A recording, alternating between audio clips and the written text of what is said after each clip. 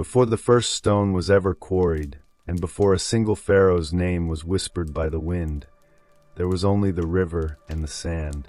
Tonight, we drift back into the quiet, forgotten layers of the earth, to the very dawn of a world. Close your eyes, and let the ancient pulse of the Nile guide you back to the birth of civilization. This is the silent dawn.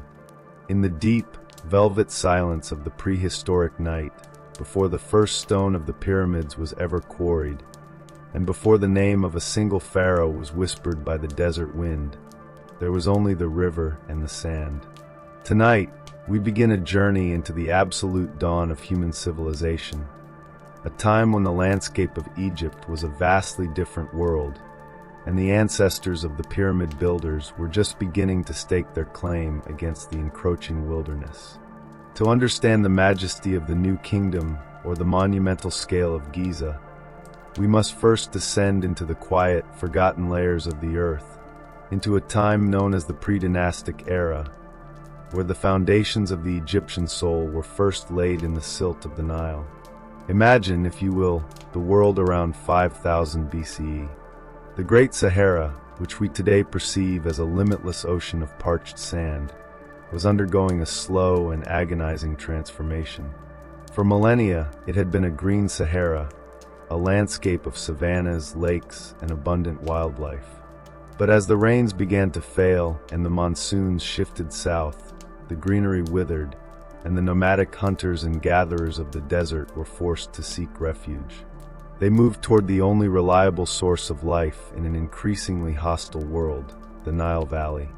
This was not a choice made in a single generation, but a slow, rhythmic migration of people following the water, carrying with them the ancient traditions of the desert into the fertile embrace of the river.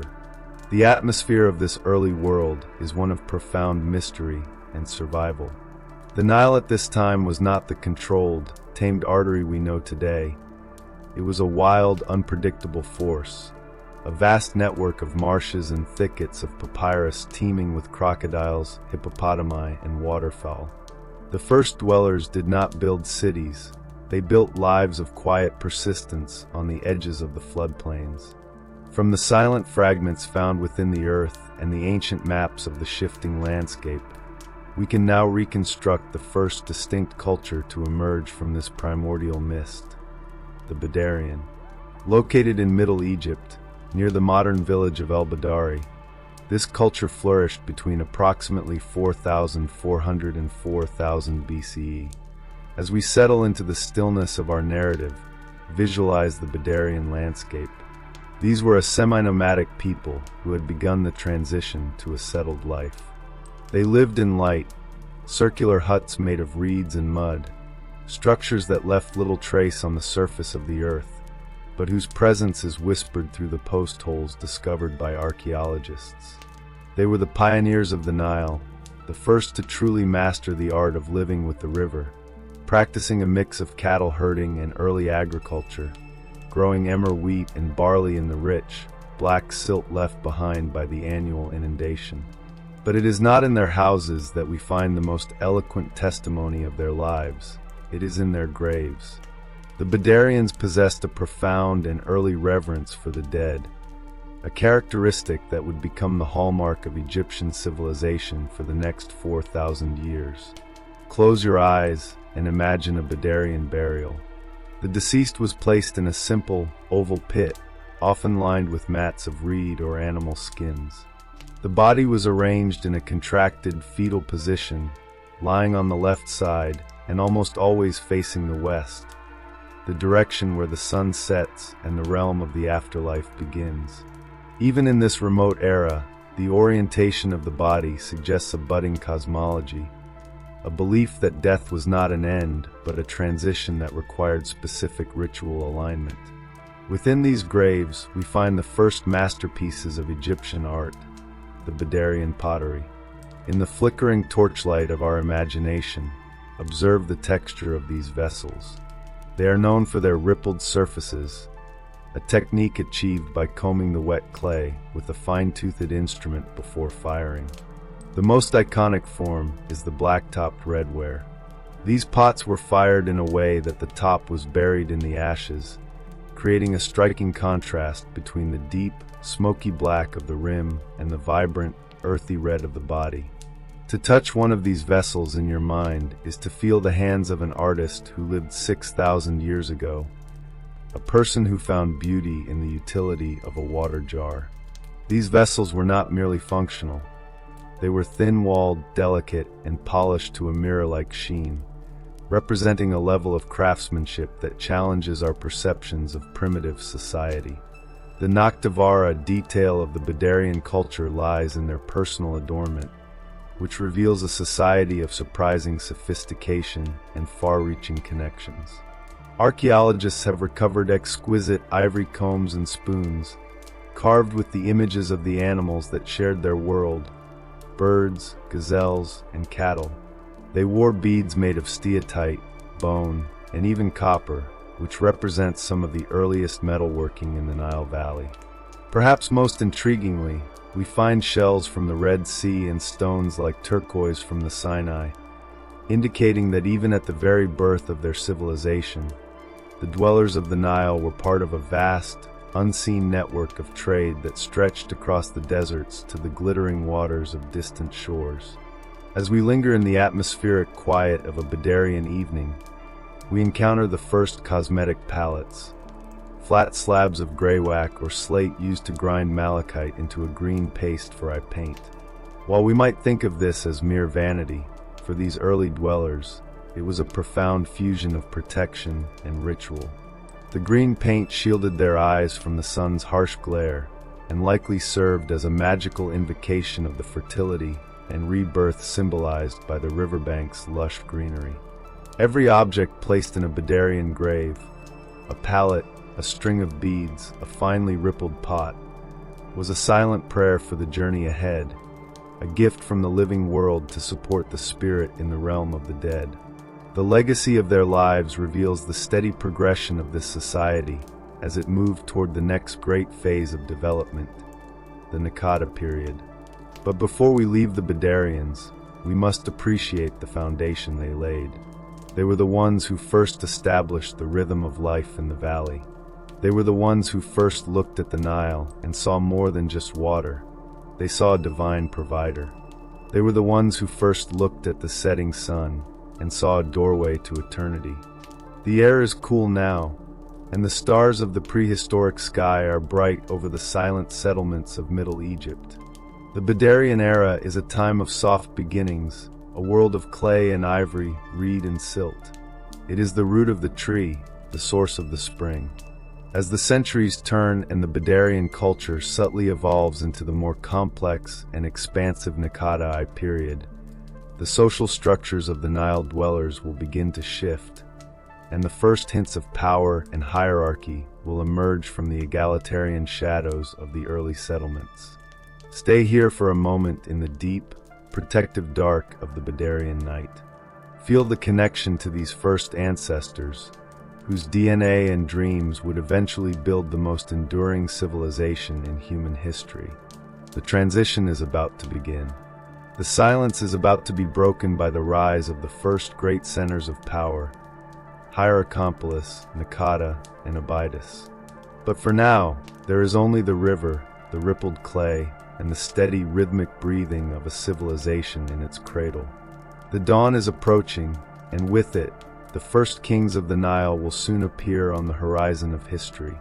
But the story of their glory begins here in the simple, sacred oval graves of the first dwellers, facing the west, waiting for the sun to rise on a new age. As the pale, silver light of the prehistoric dawn begins to spill over the limestone cliffs, the quiet world of the Badarians we explored in the deep night slowly begins to expand. The silence of the marshes is now increasingly broken by the sound of rhythmic paddling and the lowing of larger cattle herds. We are moving deeper into the 4th millennium BCE, a period known as the Naqada era, named after the vast site on the west bank of the Nile. It is a time of incredible transformation, where the simple, egalitarian life of the first dwellers begins to coalesce into something far more complex, more ambitious, and more permanent. From the profound evidence left behind in the desert sands and the river silt, we can track this evolution not just as a sequence of dates, but as a living, breathing landscape of rising power. Close your eyes and imagine the Southern Valley as it transitions into the period known as Naqada I, or the Amratian, circa 4000 to 3500 BCE. The focus of life has shifted slightly southward, anchoring itself in major centers like Naqada and Hierakonpolis. The small, semi-nomadic camps of the past are evolving into permanent villages of mudbrick and wattle and daub houses. The river, once a wild barrier, is now becoming a highway.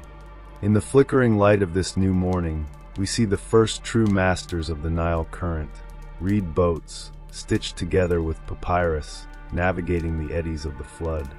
The artistic spirit we saw in the rippled pottery of the Badarians has taken a bold, narrative turn. In the Naqada I period, a new style emerges, the white cross-lined pottery or seaware. These vessels, with their deep red polished bodies, are no longer just about texture, they are about stories. Visualize a potter sitting in the shade of a sycamore tree, painting thin, creamy white lines onto the damp clay. He is not just creating a pattern, he is recording a world. We see images of hunters with hounds, herds of long-horned cattle, and the diverse wildlife of the valley, crocodiles, hippopotami, and ibex.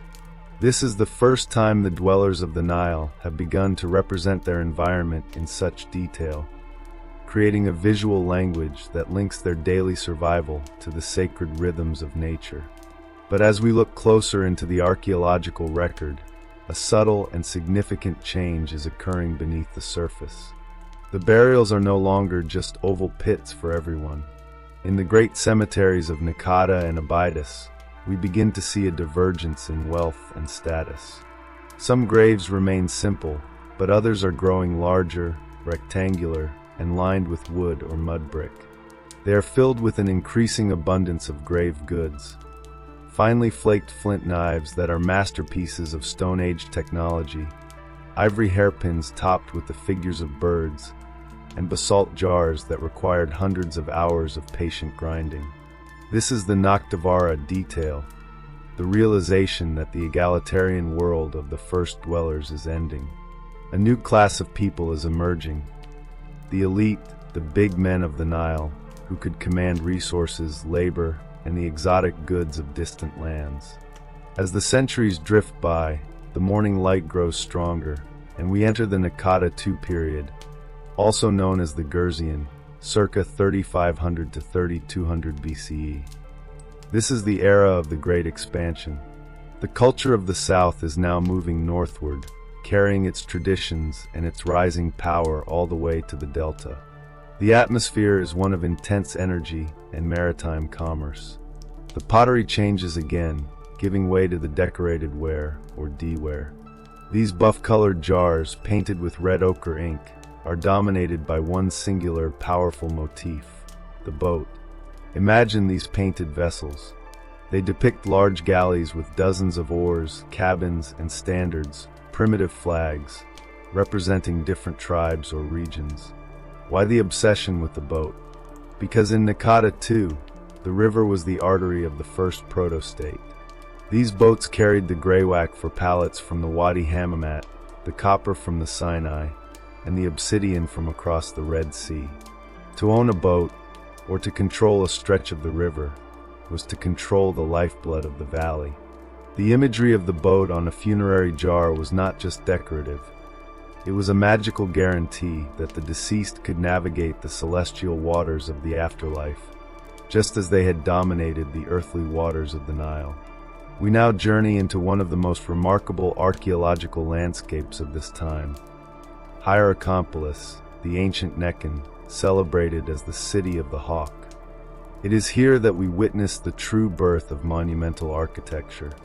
In a dusty, sacred area known as HK-29A, the earth has surrendered the remains of a massive ceremonial center, perhaps the world's oldest temple. Visualize a vast, open courtyard, nearly 40 meters in length, once surrounded by a solemn wall of wooden posts. At its very center stood a colossal wooden pillar, reaching toward the heavens, likely topped by a primitive and striking image of the hawk god Horus. Standing in this courtyard in your mind's eye, the scale is breathtaking. This was not a house for a person, it was a stage for the divine. We find evidence of massive animal sacrifices, the bones of wild cattle, crocodiles, and even elephants, suggesting that the leaders of Hierakonpolis were demonstrating their power to overcome the wild forces of the world. The scent of wood smoke and roasted meat hangs in the air, a sensory link to the rituals that sought to ensure the fertility of the land and the stability of the cosmic order. This is where the concept of the pharaoh begins to take shape, a leader who is both a warrior and a priest, the mediator between the human and the divine. Further north, at the site of Abydos, another center of power is rising. In the Yew Cemetery, we find the burial of a ruler known as King Scorpion, Tomb Uj.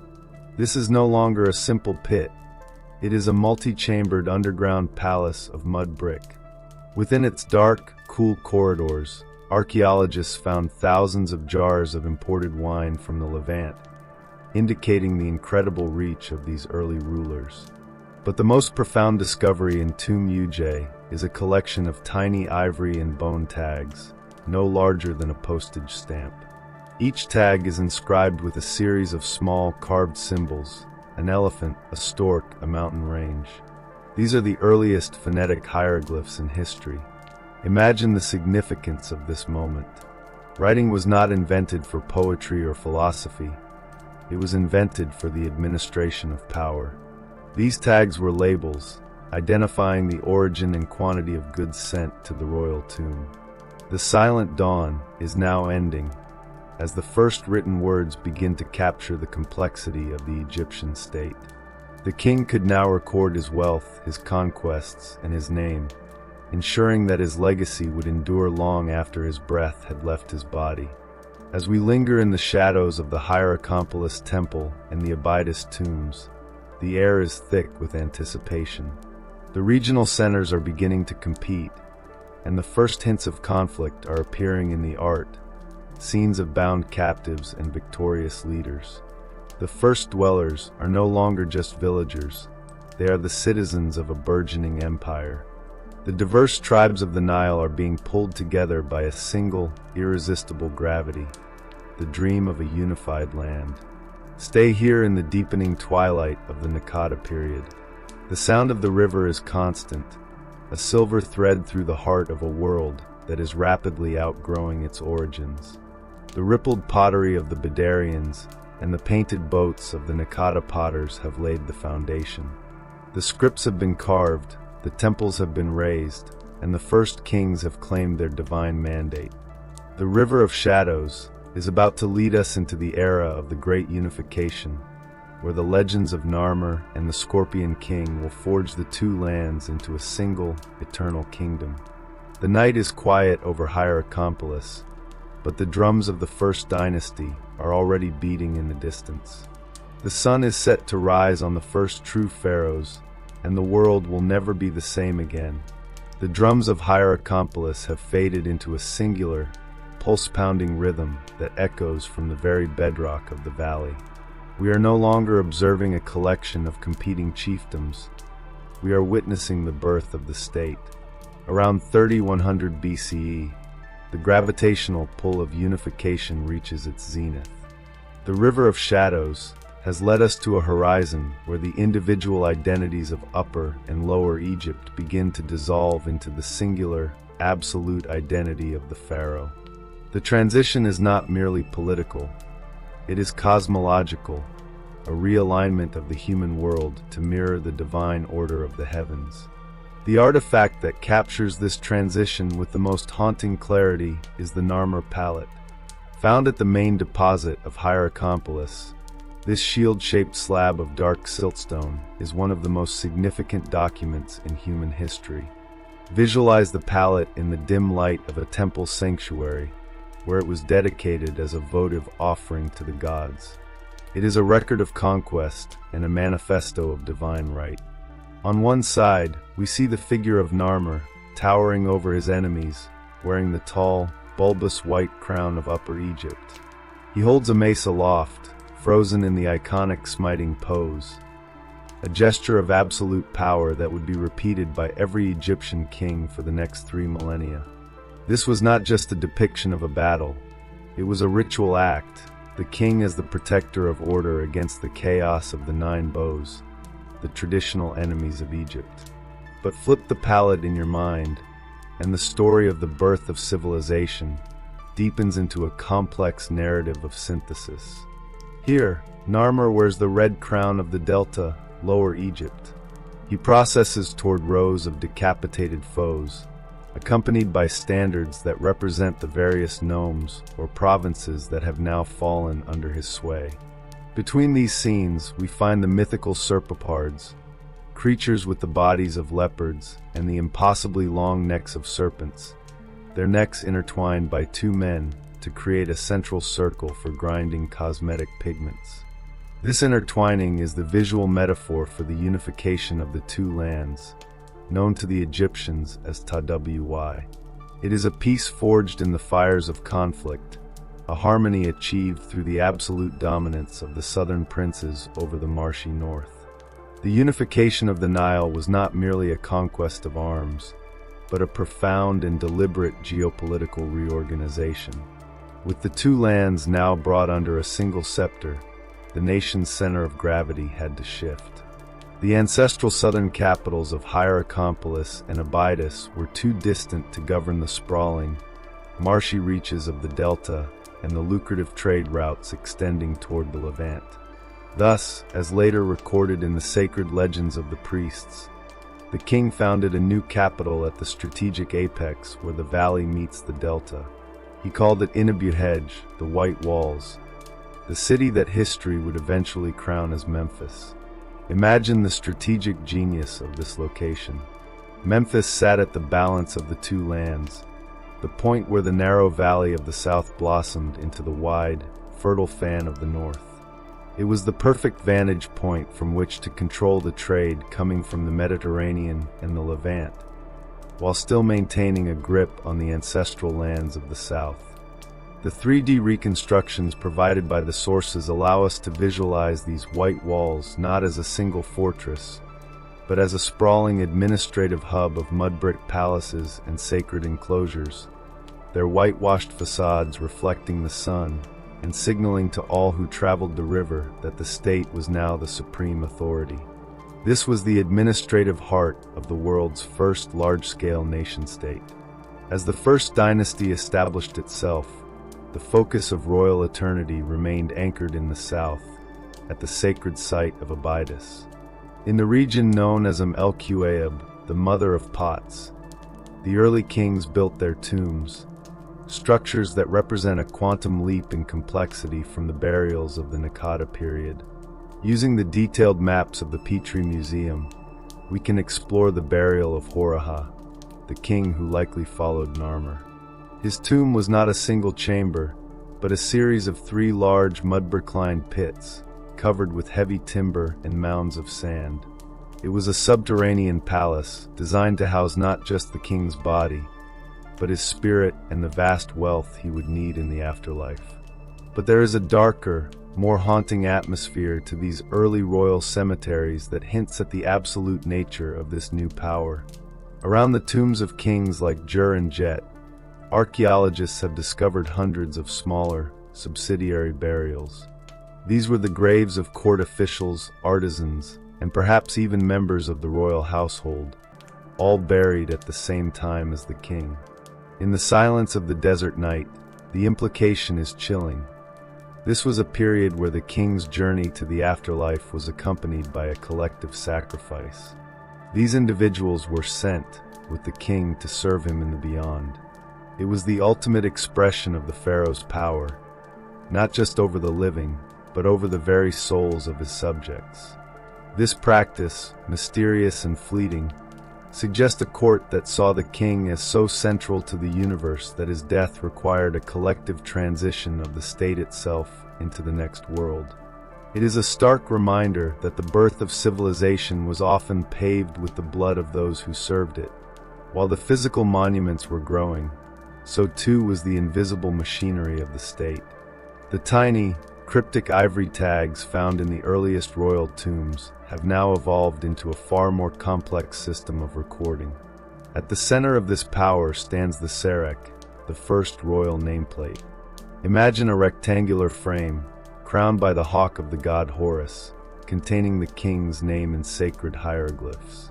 Below the name, the frame depicts a stylized palace facade with its deep, recessed niches. This was the pharaoh's branding. Every jar of wine, every bale of fine linen, and every block of stone sent to the royal workshops bore this unmistakable mark. The Serek was a seal of quality and an absolute claim of ownership, proof that the bureaucracy of the White Walls now extended into every village and every granary across the land. This marked the birth of a synchronized state power, where the king's will was etched by an army of scribes, ensuring that the total resources of the nation were mobilized for the enduring glory of the crown. The atmosphere of the early First Dynasty is one of intense, creative labor. The Petrie Museum's collection of stone vessels from this era is a testament to this effort.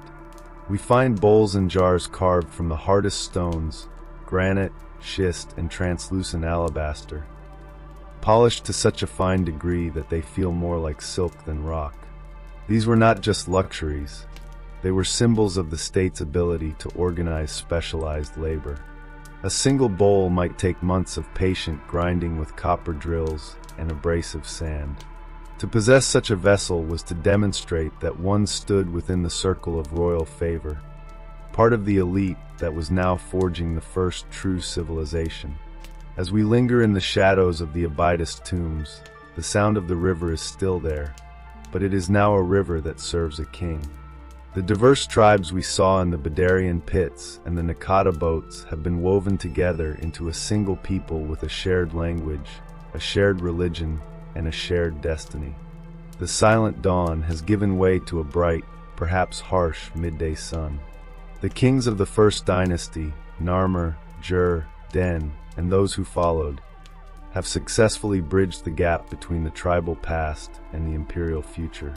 They have created a system that will endure for 3,000 years, a cycle of life and death anchored by the figure of the pharaoh. But even as the state consolidates its power, the seeds of future challenges are being sown. The absolute authority of the king, the ritualized violence of the unification, and the staggering resources required for the royal tombs have set a high price for the maintenance of Ma'at, the divine order. Stay here in the quiet of El Quaib as the moon rises over the mud-brick mounds. The first dwellers have become the first citizens of a unified Egypt. The two lands are one, but the struggle to maintain that unity will define the centuries to come. The morning of the First Dynasty is reaching its zenith, and the foundations of the Old Kingdom are being laid in the mud of the delta and the sand of the high desert. But as we will see, the path to the pyramids is not a straight one. It is a path winding through the lives of kings who were both gods and men, and through a land that was constantly redefining its place between the river and the sun. The moonlight that once illuminated the silent, tragic graves of the First Dynasty at El Quaib begins to fade, replaced by the long, encroaching shadows of a changing era. The absolute, almost terrifying unity forged by Narmer and his immediate successors was not a static thing. It was a living, breathing experiment in power that, by the end of the First Dynasty, began to show the first hairline fractures of strain. As we move into the Second Dynasty, circa 2890 to 2686 BCE, the atmospheric tone of our journey shifts from the raw, ritualized violence of the unification to a more complex, often obscured period of political tension and religious redefinition. We now find ourselves navigating a river of shadows, where the kings appear less like monolithic gods and more like guardians struggling to hold a fractured world together. Imagine the atmosphere in Memphis, the White Walls, as the reign of Quirke, the last king of the First Dynasty, came to a close. There is a palpable sense of an ending, a heavy silence settling within the administrative halls. The transition to the Second Dynasty is signaled by the rise of a king whose name serves as both a prayer and a resolute political statement, Petrie. His name translates to "the two powers are at peace." In the quiet of the night, this name echoes with the suggestion of a preceding conflict, a period of civil unrest that required a profound reconciliation. This era is further defined by a significant geographic shift. For the first time, the royal burial ground moved from the ancestral sands of Abydos in the south to the limestone plateau of Saqqara, forever overlooking the capital at Memphis. Visualize the tomb of Petrie at Saqqara. It is not a mound of sand, but a vast subterranean gallery carved into the very bedrock of the plateau. We are moving away from the mudbrick pits of the south and into the heart of the stone itself. These galleries stretch for over 100 meters underground, creating a labyrinthine sanctuary. These are not just tombs. They are protective storehouses intended to shield the king's essence from an increasingly unpredictable world. The silence in these deep corridors is absolute, a stone-cold refuge for a dynasty that sought stability above all else. As the Second Dynasty progressed under kings like Ranab and Nineger, the air in Egypt grew thick with religious tension. Nineger's reign was exceptionally long, perhaps nearly half a century, suggesting a period of administrative complexity that may have pushed the state to its limits. The atmosphere of this middle period is one of a looming storm. The religious landscape, once dominated by the falcon god Horus, began to shift. We encounter the mysterious figure of King Peribsen, a ruler who did something unprecedented in Egyptian history. He removed the Horus falcon from atop his serek and replaced it with the animal of Seth, the god of chaos, storms, and the Red Desert. Imagine the psychological shock this must have sent through the Nile Valley. To replace the god of kingship with the god of disorder was a theological revolution, or perhaps a desperate attempt to appease a rising power in the south. The Noctivara detail of Peribsen's reign is found in his return to the south. He abandoned Saqqara and built his tomb back at Abydos, the traditional heartland of the southern princes. The air in his tomb is heavy with the scent of this ancient schism. Was Peribsen a rebel, or a king trying to bridge a gap between two rival religious factions?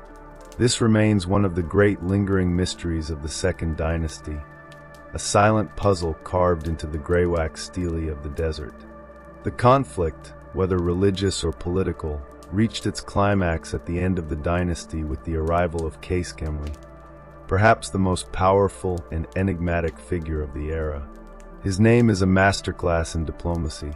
He began his reign as Kasekum, the power appears, but after apparently reunifying a divided land, he changed it to Quirke. The two powers appear in him. Above his serek, he placed both the Horus falcon and the Seth animal, crowned with the double crown of the two lands. It was a visual treaty, a declaration that the king was the vessel in which the opposing forces of the universe were finally harmonized. The scale of Quirke's ambition is captured in his massive enclosure at Abydos, known today as the Shunet el-Zebib. Through the 3D reconstructions provided by the sources, we can visualize this structure in its original glory.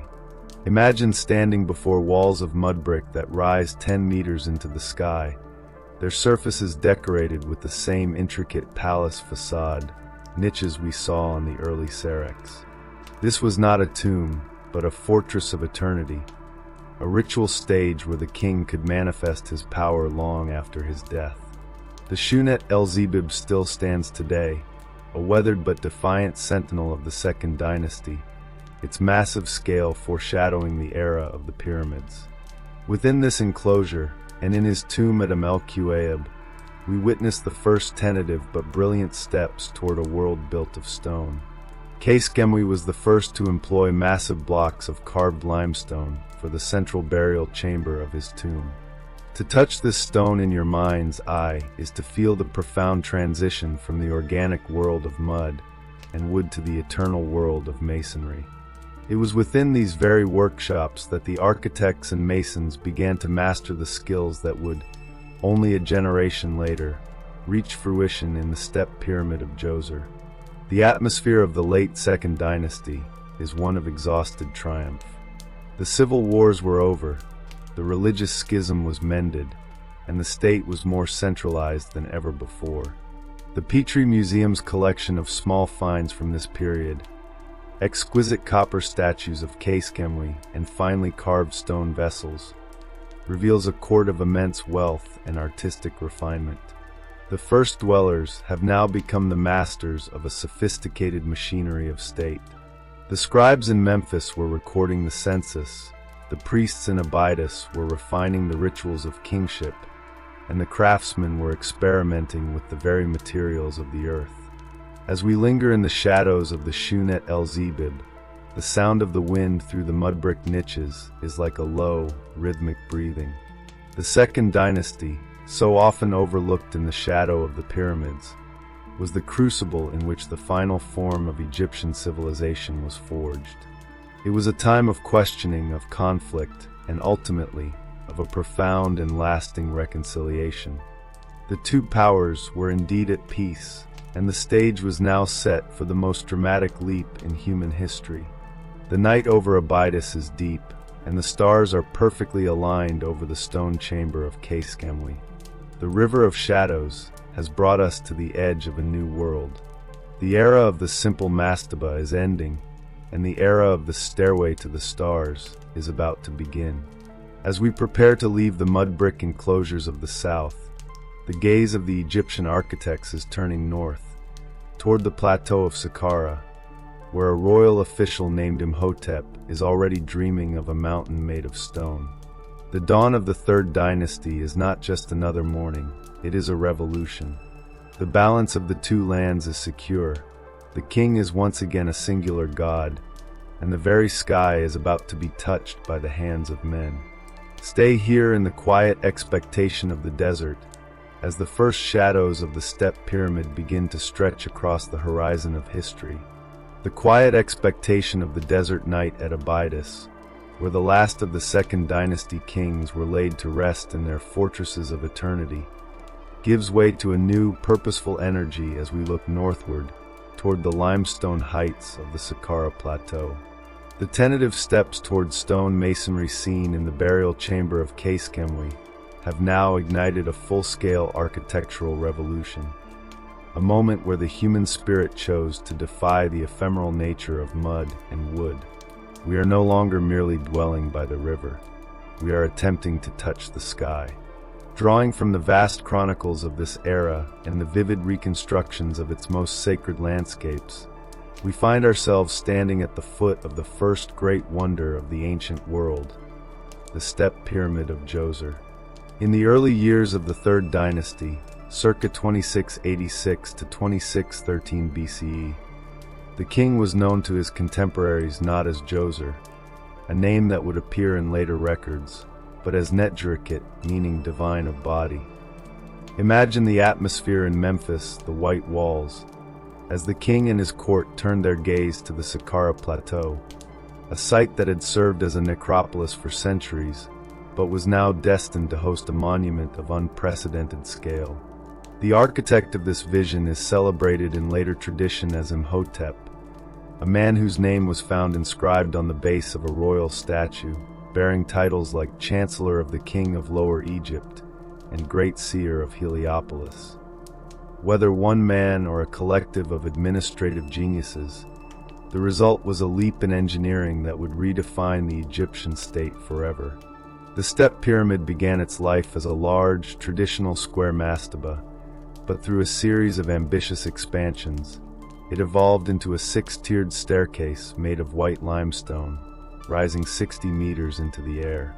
Visualizing the massive logistical effort required for this transformation reveals a society in the midst of a profound evolution. Unlike the mudbrick of the past, stone demanded a new kind of organization. Specialized quarrying at the Tura cliffs, transport across the river, and the precise shaping of millions of limestone blocks. This was the birth of the monumental state, where the pharaoh could command the labor and the loyalty of an entire nation to create a stone womb for his immortality. To walk through the complex of Djoser in your mind is to move through a landscape of ritual and stone. The entire precinct is surrounded by a colossal enclosure wall, nearly 11 meters high and over a mile in circumference, decorated with the palace facade motif seen in the First Dynasty. Within these walls, the architecture is a curious blend of the past and the future.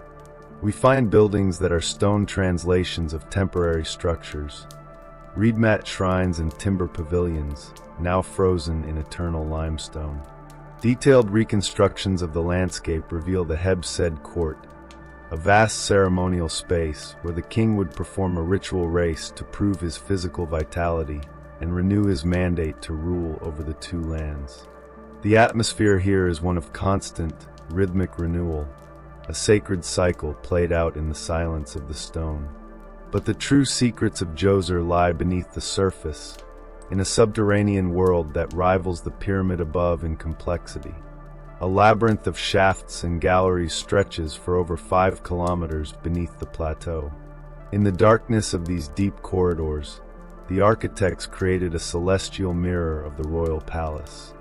Imagine the torchlight reflecting off the walls of the so-called blue chambers. Here, the king's afterlife was surrounded by thousands of shimmering blue faience tiles, meticulously arranged to mimic the texture of green reed mats. These tiles are pieces of a turquoise heaven brought down into the earth, a magical environment where the divine of body could reside forever in a lush, eternal garden.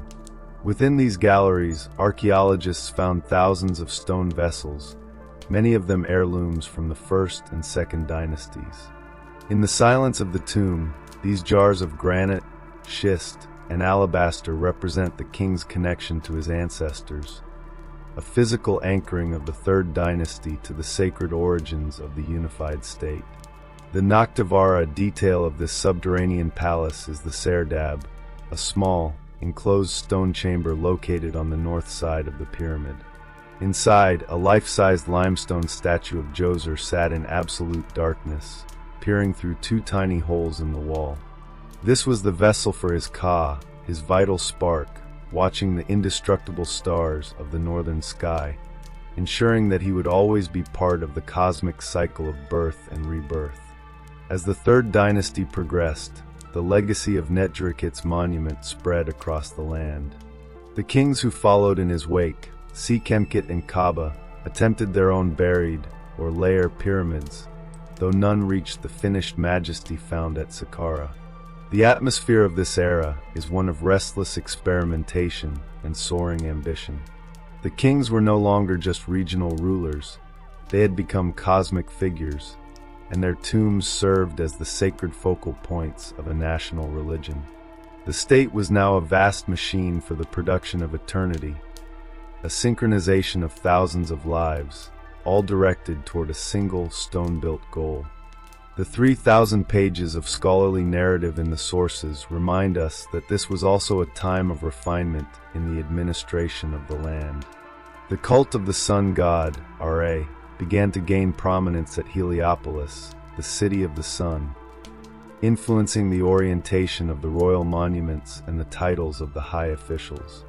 The king was the mediator between the solar power of the heavens and the fertile silt of the river.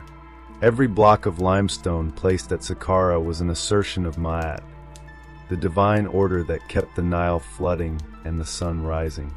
As you linger in the cool shadows of the step pyramid's colonnade, the sound of the desert wind through the limestone pillars is like the whisper of 1,000 scribes. The stairway to the stars was not just a tomb, it was a launch pad for the Egyptian soul. The Third Dynasty had successfully mastered the earth to reach for the heavens, turning the fragile dreams of the first dwellers into a monument that would endure for 45 centuries. The silent dawn was over, replaced by the brilliant noonday sun of the Old Kingdom. The night over Saqqara is absolute, but the white limestone of Djoser's mountain still catches the faint light of the stars he watched through his Serdab holes. The River of Shadows has brought us to the summit of architectural genius. But even as the step pyramid stood complete, a new visionary was emerging. The era of the step was about to give way to the era of the perfect slope, as a king named Sneferu prepared to take the lessons of Saqqara and build a mountain that would truly be the image of the sun's rays upon the earth. The dawn of the fourth dynasty is approaching, and with it, the most famous monuments of the human race will soon rise from the sand. But the path to Giza began here, in the blue-tiled galleries and the limestone steps of Netrikit, the king who first taught men how to build for eternity. The white limestone of Netrikit's mountain at Saqqara still catches the faint light of the stars, but the gaze of the Egyptian architects has already begun to shift toward a new horizon. The revolution of the step pyramid was merely the first breath of a much larger ambition, a desire to move beyond the staggered tiers of the past and reach for a form that perfectly mirrored the sloping rays of the sun god Ra. As we transition into the reign of Sneferu, the founder of the fourth dynasty, circa 2613 to 2589 BCE, the atmosphere of the Nile Valley is one of relentless innovation and staggering labor. Drawing from the 3,000 pages of scholarly narrative by Wolfram Grajetzki and the 3D archaeological reconstructions by Narushige Shiode, we find ourselves in the midst of a 30-year odyssey where the very geometry of eternity was forged through trial, error, and ultimate triumph. The journey of the perfect slope begins not at Saqqara or Giza, but at the lonely, atmospheric site of Midam, on the edge of the Fayum oasis. Here, the transition from the third to the fourth dynasty is etched into the desert landscape. It is widely believed that the pyramid at Midam was started by Huni, the last king of the third dynasty, and completed by his successor, Sneferu. Close your eyes and imagine this structure as it originally stood, a massive, seven-step tower. However, Sneferu's vision was not content with steps. He ordered his masons to fill in the tiers with local limestone and encase the entire structure in a smooth mantle of fine Tura limestone. This was the first attempt at a true pyramid, a singular, soaring mountain of white stone. But as we stand in the silent shadow of Midam today, we see what remains, a strange, three-stepped core rising from a sea of rubble.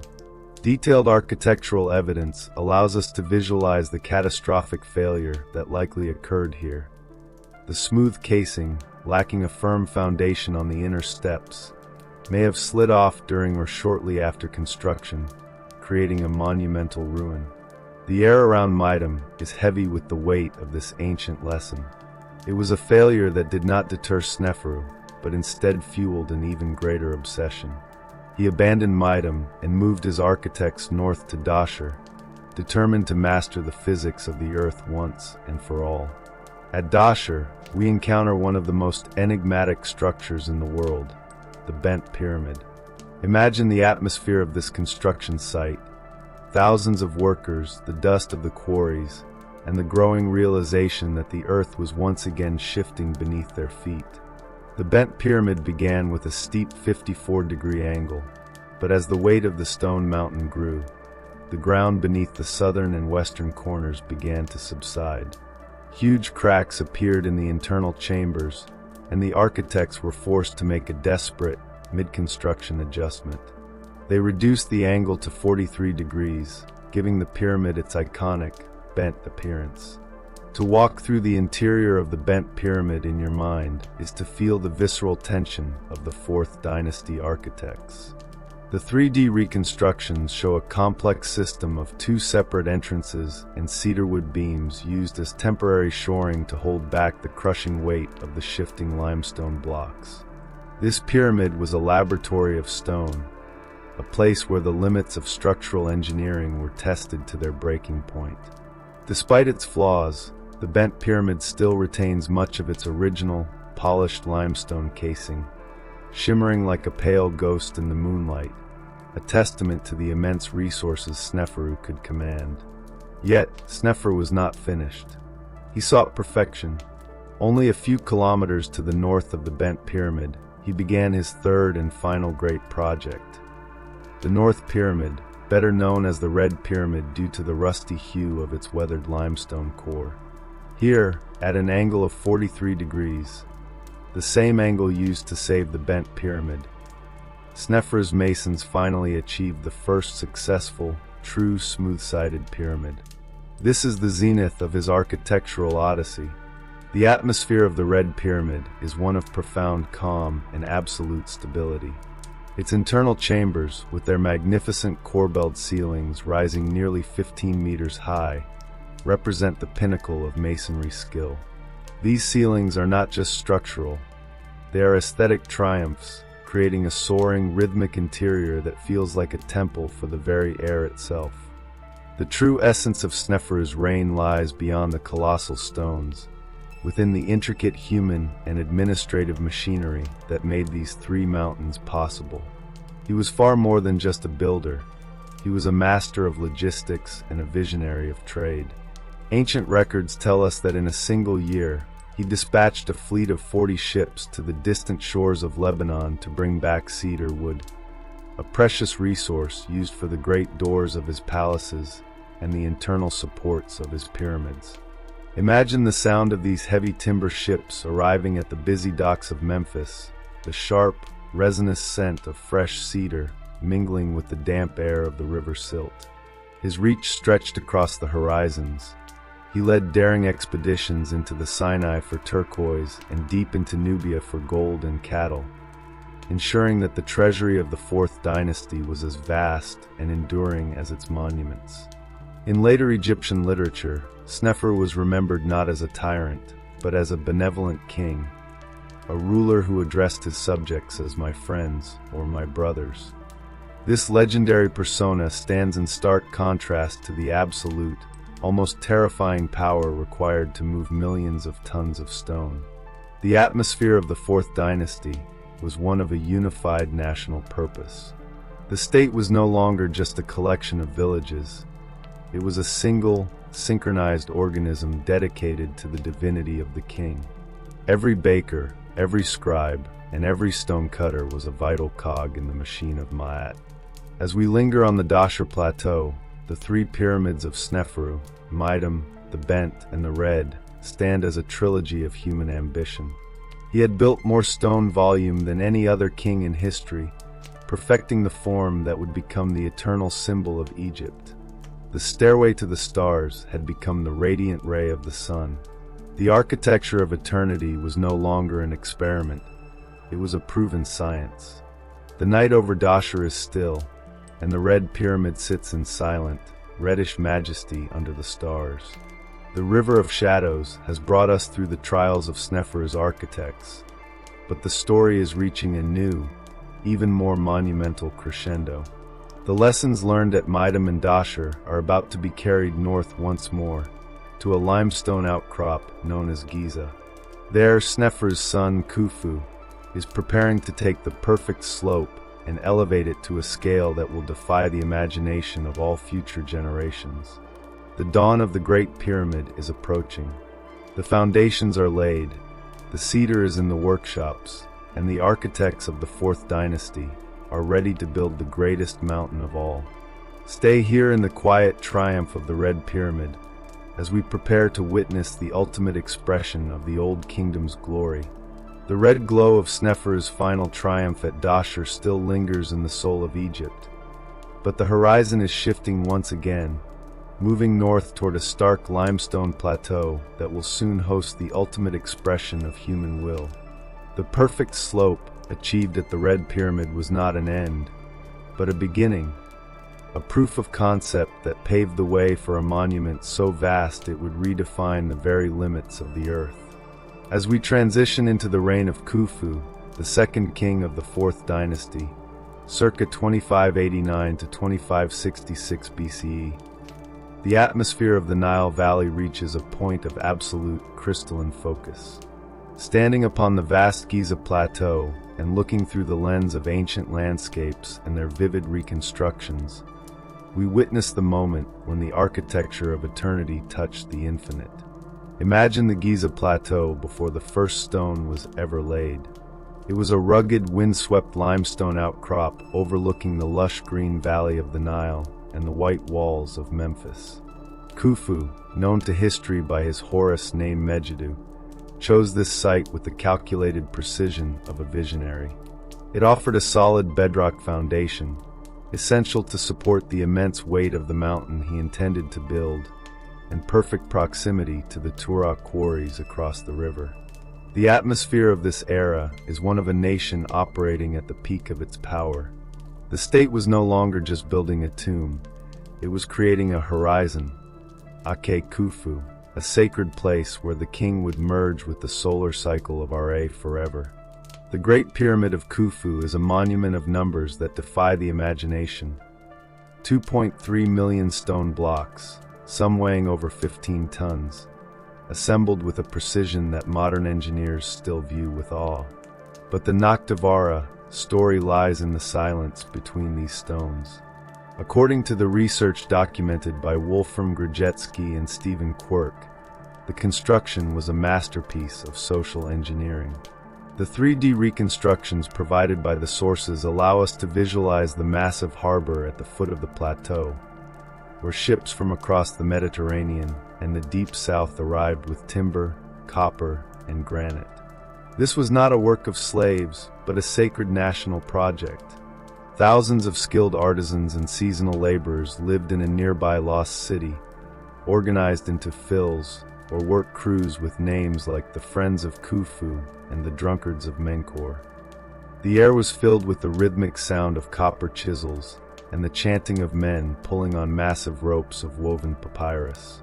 To enter the Great Pyramid in your mind's eye is to descend into a world of absolute mathematical darkness. Unlike the earlier pyramids, Khufu's monument contains an internal arrangement of staggering complexity.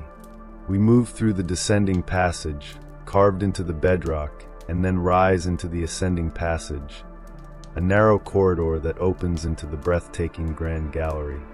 Imagine the scale of this space, nearly 50 meters long and 9 meters high, its walls rising in 7 layers of corbelled masonry, each block overlapping the one below with millimetric precision. The air here is still and heavy with the weight of millions of tons of limestone above you. The Grand Gallery is not just a passage, it is an architectural symphony, a soaring void that leads to the heart of the mountain. At the end of this gallery lies the King's Chamber, a room built entirely of dark, somber Aswan granite. Here, the architecture reveals the true engineering genius of the 4th dynasty. Above the chamber are 5 relieving chambers, topped by massive gabled blocks of stone to deflect the crushing weight of the pyramid.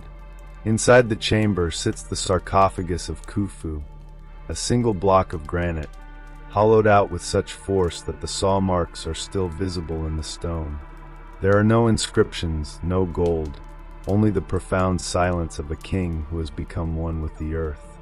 The atmosphere in this room is one of eternal stasis, a sanctuary where the spirit could navigate the air shafts that pointed toward the northern indestructible stars and the southern constellation of Orion. The pyramid was part of a larger, integrated landscape. To the east of the monument lay the mortuary temple and the causeway, where the rituals of the royal cult were performed. Near the base of the pyramid, archaeologists discovered the Khufu ship, a magnificent 43-meter-long vessel of Lebanese cedar, disassembled and buried in a stone pit. Visualize this ship reconstructed, its elegant, curved hull designed to carry the king on his celestial journey across the sky. The scent of the cedar, even after 45 centuries, whispers of the international reach of a pharaoh who could command the forests of Lebanon and the quarries of Aswan. The atmosphere of Khufu's reign was one of absolute central authority. The high officials of the court, often members of the royal family like the vizier Himeyunu, were buried in neat rows of mastaba tombs surrounding the pyramid, a city of the dead that mirrored the hierarchy of the living court at Memphis. Every block of stone, every jar of oil, and every head of cattle was accounted for by an army of scribes. The 3,000 pages of research within the sources remind us that the pyramid was not just a tomb. It was an economic engine, a central point through which the resources of the entire Nile Valley flowed. The king was the sun at the center of the Egyptian universe, and the Great Pyramid was the physical manifestation of his gravity. As the sun sets over the Giza Plateau, the white limestone casing of the Great Pyramid, now mostly lost but once polished to a mirror-like sheen, would have reflected the dying light, visible for miles across the valley. It was a beacon of order, a stone assertion that Ma'at was established and the king was immortal. The first dwellers who once lived in simple mud huts by the river had, in the span of a few centuries, built a mountain that would stand as the tallest man-made structure on Earth for nearly 4 millennia. As you drift into the stillness of the night, imagine the Great Pyramid under the silver light of the moon. The sounds of construction are long gone, replaced by the eternal whisper of the desert wind against the limestone. The horizon of Khufu stands complete, a testament to a time when humanity first dared to build on a scale that rivaled the gods. The River of Shadows has brought us to the very peak of the Old Kingdom's majesty. The night over Giza is deep and protective, but even as the Great Pyramid reached the sky, the story of the Fourth Dynasty was far from over. The legacy of Khufu would be carried forward by his successors, Djedefre, Khafre, and Menkaure, who would add their own mountains of stone and the enigmatic presence of the Sphinx to this sacred plateau. The dawn is approaching, and with it, the secrets of the Sphinx and the shifting sands of the later Fourth Dynasty will soon be revealed. The silver light of the moon still reflects off the polished white mantle of Khufu's horizon, yet the desert does not rest in its shadow for long. The story of the Fourth Dynasty is not a single, stagnant monument, but a living, shifting tide of ambition and solar devotion that continued to pulse through the veins of the royal house. As the long reign of Khufu came to its silent close, the mantle of the divine body passed to his sons, leading to a period of both geographic wandering and unmatched sculptural grandeur. We follow the River of Shadows as it winds north to the heights of Abu Roash and back to the limestone heart of Giza, where a new guardian was about to rise from the living rock. Imagine the atmosphere of uncertainty and religious fervor that accompanied the transition to Khufu's son, Djedefre, circa 2566 to 2558 BCE. For reasons that still echo through the vast reaches of history, Djedefre chose to break the continuity of Giza, moving his burial site 8 kilometers north to the windswept ridge of Abu Roash. While some have suggested a family schism, there appears to be a more profound spiritual motivation behind this move. Abu Roash is the highest point in the Memphite region. From its summit, a pyramid would seem to touch the very throne of the sun. It was Djedefre who first introduced the title Saqqara, the son of Ra, permanently weaving the identity of the king into the solar theology of Heliopolis. His pyramid, Sehida Djedefre, Djedefre is a star, was intended to be a masterpiece of granite and limestone. Though today it sits as a weathered ruin, the 3D reconstructions reveal its original, soaring ambition. The most haunting find from this site is a series of quartzite portrait heads of the king, their faces filled with a serene, almost otherworldly confidence. To look into the eyes of a Djedefre statue in your mind is to see a ruler who felt the sun's rays not just on his skin, but in his blood. His reign was short, a brief flare of solar light, before the center of royal gravity returned once more to the Giza plateau under his brother, Khafre. Khafre, circa 2558 to 2532 BCE, known to history as Rokhaf, Ra appears, returned to Giza with a vision that sought to complement and perhaps even rival the Great Pyramid of his father. He chose a site on slightly higher ground, ensuring that his monument, though slightly smaller than Khufu's, would appear taller to those looking up from the valley. Imagine the atmosphere of the Giza Plateau during this second great wave of construction. The rhythmic clink of the copper tools had returned, and the harbor was once again choked with barges from the Aswan quarries. The Pyramid of Khufu is a monument of austere elegance. Today, it is the only Giza pyramid that still retains a cap of its original white limestone casing at its summit, like a lingering memory of its former glory. But the Nakhtavara soul of Khufu's complex lies not in the pyramid itself, but in the structures that lead toward it. The Valley Temple of Khufu is one of the most atmospheric and perfectly preserved buildings of the Old Kingdom. Built from massive monolithic blocks of pink Aswan granite, it lacks any inscriptions or decorations. The beauty is entirely in the geometry, massive square pillars and lintels creating a forest of stone. Visualizing the interior of this temple in the cool of the night is a journey into absolute stability. The floor was made of white alabaster, reflecting the dim light that filtered through narrow slits in the high walls. Here, in the profound silence, stood 23 seated statues of the king. One of these, now a centerpiece of the Cairo Museum and documented extensively in the Petrie Museum's research, shows Khufu protected by the Horus falcon, whose wings wrap tenderly around the king's head. It is the ultimate image of the pharaoh, the man, the god, and the protector, carved from a single block of dark, luminous diorite.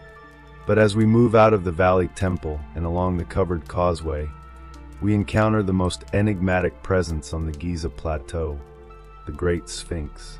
Carved directly from a natural outcrop of limestone that the architects of Khufu had bypassed, the Sphinx is a colossal synthesis of human intelligence and leonine power. For centuries, its origins were shrouded in myth, but the 3D reconstructions and spatial analyses provided by the sources link it firmly to the complex of Khufu. The Sphinx was not just a statue, it was a living icon of the sun god in his form as Hormukit, Horus of the horizon. Imagine standing between the paws of the Sphinx in the pre-dawn stillness. The face, believed to be a portrait of Khufu, stares directly toward the east, waiting for the first touch of the rising sun. In front of it sits the Sphinx Temple, a structure whose proportions and solar alignment are so precise that during the equinoxes, the sun sets exactly between the shadows of the pyramids of Khufu and Khufu. The atmosphere here is one of cosmic theater. The king, as the Sphinx, was the guardian of the gates of day and night, the eternal sentinel watching over the horizon of Giza. The creation of the 73-meter-long colossus required extraordinary craftsmanship, as ancient masons navigated the varying qualities of the limestone outcrop. They utilized sophisticated techniques, layering and reinforcing the softer stone, even during the heights of the Old Kingdom. Originally, the Great Sphinx was a sight of startling color, its face a striking red, its Neme's headdress adorned with blue and yellow stripes, presenting a garish and terrifyingly beautiful visage against the pale sands. It stood as a symbolic bridge, connecting the primal animal world of the first dwellers to the divine realm of the solar kings. The atmosphere of Khufu's reign represented the very zenith of the Fourth Dynasty's confidence. The machinery of the state had become so refined that the nation could simultaneously bring forth a mountain of stone, a colossal guardian, and a monolithic granite temple. The wealth of the land, tracked by a vast and diligent bureaucracy, poured into Giza like a great river. Yet, even at this peak, the shadows of change were beginning to lengthen. The absolute focus on the king's eternal cult was placing an immense strain on the nation's resources, and the growing prestige of the priests of Ra at Heliopolis was carving out a new center of power that would soon rival the pharaoh's own gravity. As the sun sets behind the second pyramid, casting the shadow of the Sphinx across the sand, the Giza Plateau feels like a completed thought, a perfect alignment of earth and sky. The River of Shadows has brought us through the solar heights of Abu Roash and the monolithic silence of Khufu's granite halls. The birth of civilization has reached its most iconic expression. The night over Giza is deep, and the eyes of the Sphinx remain open, watching the stars as they have for 4.5 millennia. But the story of the pyramid builders is entering its final movement. The son of Khufu, Menkaure, will add the third and smallest of the Great Pyramids, and with him, the era of the gigantic will begin to give way to an era of refinement and religious transition. Stay here in the protective shadow of the Guardian as we prepare to witness the closing act of the Fourth Dynasty and the birth of the Fifth, where the sun will not just be a god to follow, but a god to house in temples of light. The eyes of the Sphinx remain open, forever fixed upon the eastern horizon, watching the eternal cycle of the stars that guided the architects of the Fourth Dynasty. But as the immense shadows of Khufu and Khufu stretched across the Giza Plateau, the atmospheric pressure of the gigantic began to subtly lift, giving way to a new era of refinement, human-scale devotion, and a profound shift in how the divine was housed upon the earth. We find ourselves now at the closing movement of the Giza Trinity, entering the reign of Menkaure, circa 2532 to 2503 BCE. The king known to history as Netjermen-Ka, divine as the Ka of Ra. Imagine the Giza Plateau as the construction of the third and smallest of the Great Pyramids began. The air was no longer thick with the frantic, world-altering scale of the previous decades. Instead, there was a sense of deliberate precision. Menkaure's pyramid, Netjermen-Ka, Menkaure is divine. Though only 66 meters high, was intended to be a masterpiece of material contrast. While the upper portions were encased in the traditional white Tura limestone, the lower 16 courses were wrapped in massive blocks of unpolished red granite brought from the distant quarries of Aswan. In the cool moonlight, this dark, rugged base would have grounded the white peak in a way that felt more organic, more connected to the earth than the celestial monoliths of his predecessors. To walk through the mortuary temple of Menkaure in your mind is to see the first signs of a changing state. Because the king died before the complex was finished, his successor, Shepskaf, completed the structures in mudbrick rather than stone.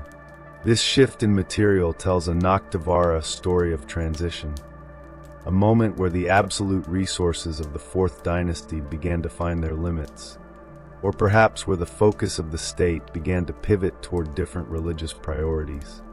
Within the silence of these mudbrick halls, archaeologists discovered some of the most hauntingly beautiful sculptures in human history, the Menkaure triads.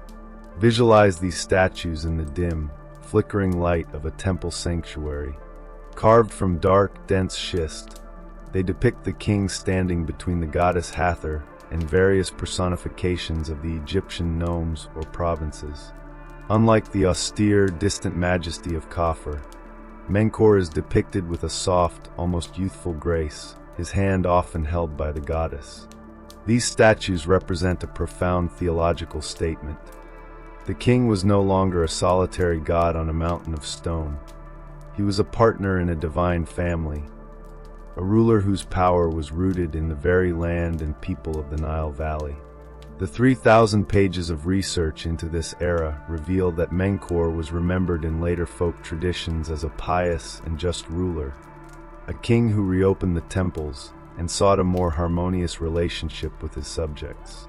As we move away from the pyramids themselves, the landscape of Giza reveals the pulse of the living world that made these monuments possible.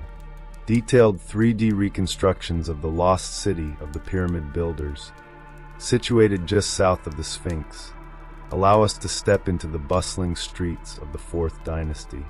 Imagine the heavy scent of thousands of loaves of bread baking in massive ceramic vats, the sound of cattle being driven into state-run slaughterhouses, and the lively chatter of specialized craftsmen in their mudbrick barracks.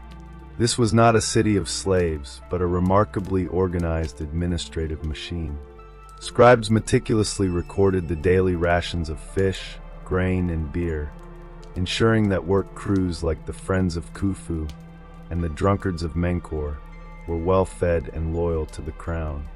The state had evolved into a living organism, and Giza was its beating heart. But the River of Shadows, does not stay at Giza forever.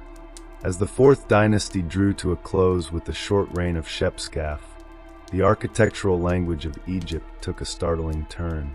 In a final, enigmatic act of defiance or tradition, Shepseskaf abandoned the pyramid form entirely. He built his tomb at South Saqqara, known today as the Mastabat al-Firon, the benches of the pharaoh. It is a colossal mudbrick structure shaped like a giant sarcophagus. The atmosphere of this site is one of quiet isolation.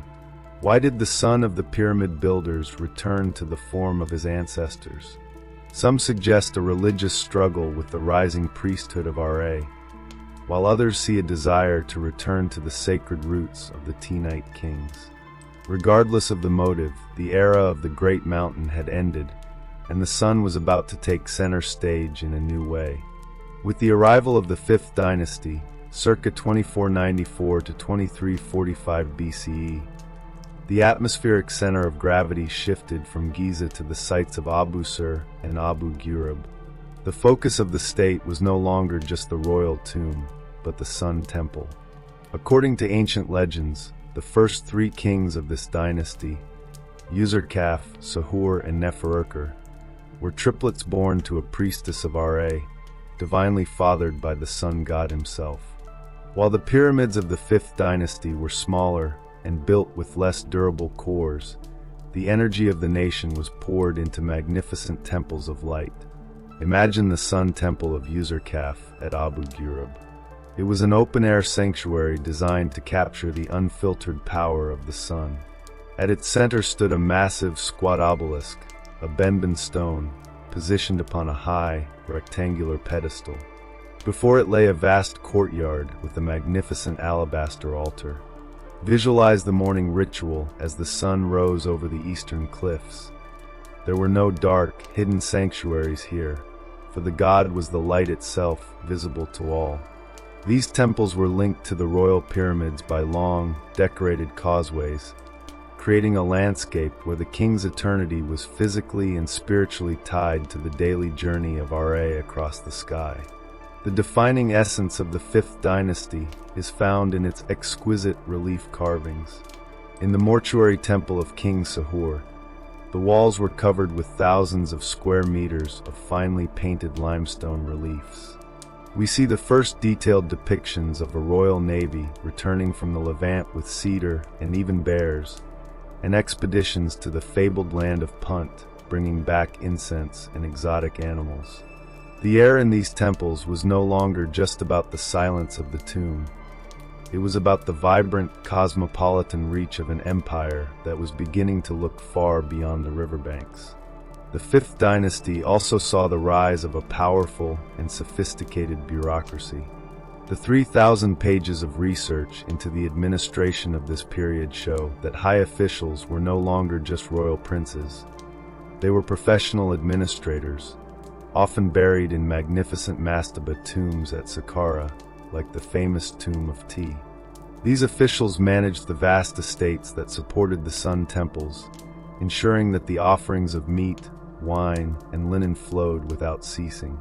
The atmosphere of Egypt was one of a complex, functioning state where the pharaoh was the divine head, but the machinery was run by an elite class of scribes and priests.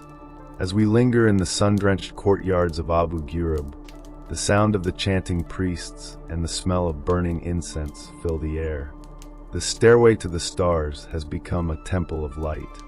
The Fourth Dynasty built the physical foundations of the world, but the Fifth Dynasty was beginning to map its soul. The pyramids of Giza still loomed on the horizon, but they were now ancestors, silent, massive witnesses to a civilization that was learning to balance the weight of stone with the lightness of the sun. The night over the sun temples is quiet, the alabaster altars cool under the moon. The river of shadows has brought us through the grace of Menkaure and the solar revolution of Userkaf. The birth of civilization is now a mature, complex reality. But even as the sun temples flourished, a new mystery was preparing to emerge from the darkness of the burial chambers. In the reign of King Unas, the very walls of the pyramid would begin to speak, carved with the oldest religious texts in the world. Stay here in the fading warmth of the solar altar, as we prepare to witness the transition from the architecture of light to the architecture of the Word, where the secrets of the afterlife will be etched forever into the stone. The fading warmth of the solar altar at Abu Ghurab, where the open courtyards once drank the unfiltered light of the sun, begins to chill as the long, golden afternoon of the 5th dynasty descends into a more introspective evening. The vast, sun-drenched spaces that defined the reigns of Userkaf and Sahur were a manifestation of a god who was visible to all. But as we reach the end of this era, the atmosphere of Egyptian kingship begins to withdraw from the light and retreat once more into the protective, silent dark of the stone. We find ourselves standing before a modest monument at the edge of the Saqqara Plateau, the Pyramid of King Unas, circa 2375 to 2345 BCE.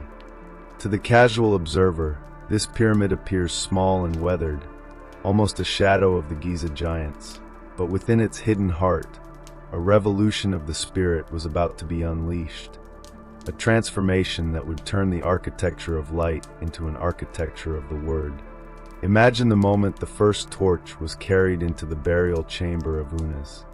For centuries, the internal walls of the pyramids had been left stark and silent, their power residing in their sheer, unadorned mass. But here, in the cool, subterranean dark, the walls are suddenly alive. Every square inch of the limestone is covered from floor to ceiling with rows of meticulously carved, blue-painted hieroglyphs. These are the pyramid texts, the oldest body of religious literature in human history. In the Noctivara stillness of this chamber, the stone no longer just guards the king, it speaks for him. The blue pigment, made from ground lapis lazuli or copper-rich frit, glows softly against the white limestone, turning the burial chamber into a celestial map, a book of shadows and stars intended to guide the king's spirit through the treacherous geography of the afterlife. To read these texts in your mind is to hear the oldest whispers of the human soul. They are a chaotic, poetic mixture of hymns, magical spells, and ritual provocations. The sky weeps for thee, the earth trembles for thee, the texts declare, as they describe the king's transformation from a mortal man into an imperishable star. The atmosphere is one of immense celestial drama. The king is depicted as a cosmic predator, devouring the gods to absorb their power, ascending a ladder to the heavens, or crossing the sky in the solar bark of Ra. The Word had become the ultimate technology of immortality. If the pyramids of Giza were a physical mountain to reach the sky, the Pyramid of Unas was a magical engine, ensuring that even if the stone should crumble, the spoken spells would sustain the king for eternity. This shift from the monumental to the textual reflects a profound change in the state itself. As we transition into the 6th dynasty, circa 2345 to 2181 BCE, beginning with the reign of Petrie, the atmosphere of Egypt is one of extreme administrative refinement. The 3,000 pages of research into this period show a nation that was becoming increasingly decentralized. The absolute focus on the pharaoh was being challenged by a rising class of high officials and regional governors, known as nomarchs. These men were no longer content to be buried in simple graves around the royal pyramid. They were building magnificent, multi-roomed mastaba tombs of their own, often rivaling the royal temples in the quality of their decoration. Visualize the tomb of a vizier like Mereruka at Saqqara. It is a vast, subterranean mansion with over 30 rooms, its walls covered in vivid reliefs of daily life. We see scenes of cattle being herded across rivers, hippopotami being hunted in the marshes, and the intricate work of goldsmiths and carpenters. The air in these tombs is thick with the life of the valley. But look closer at the scenes of Mereruka himself. He is depicted as a man of immense authority, his figure almost as large as that of a king. The Noctivara detail here is the growing power of the individual.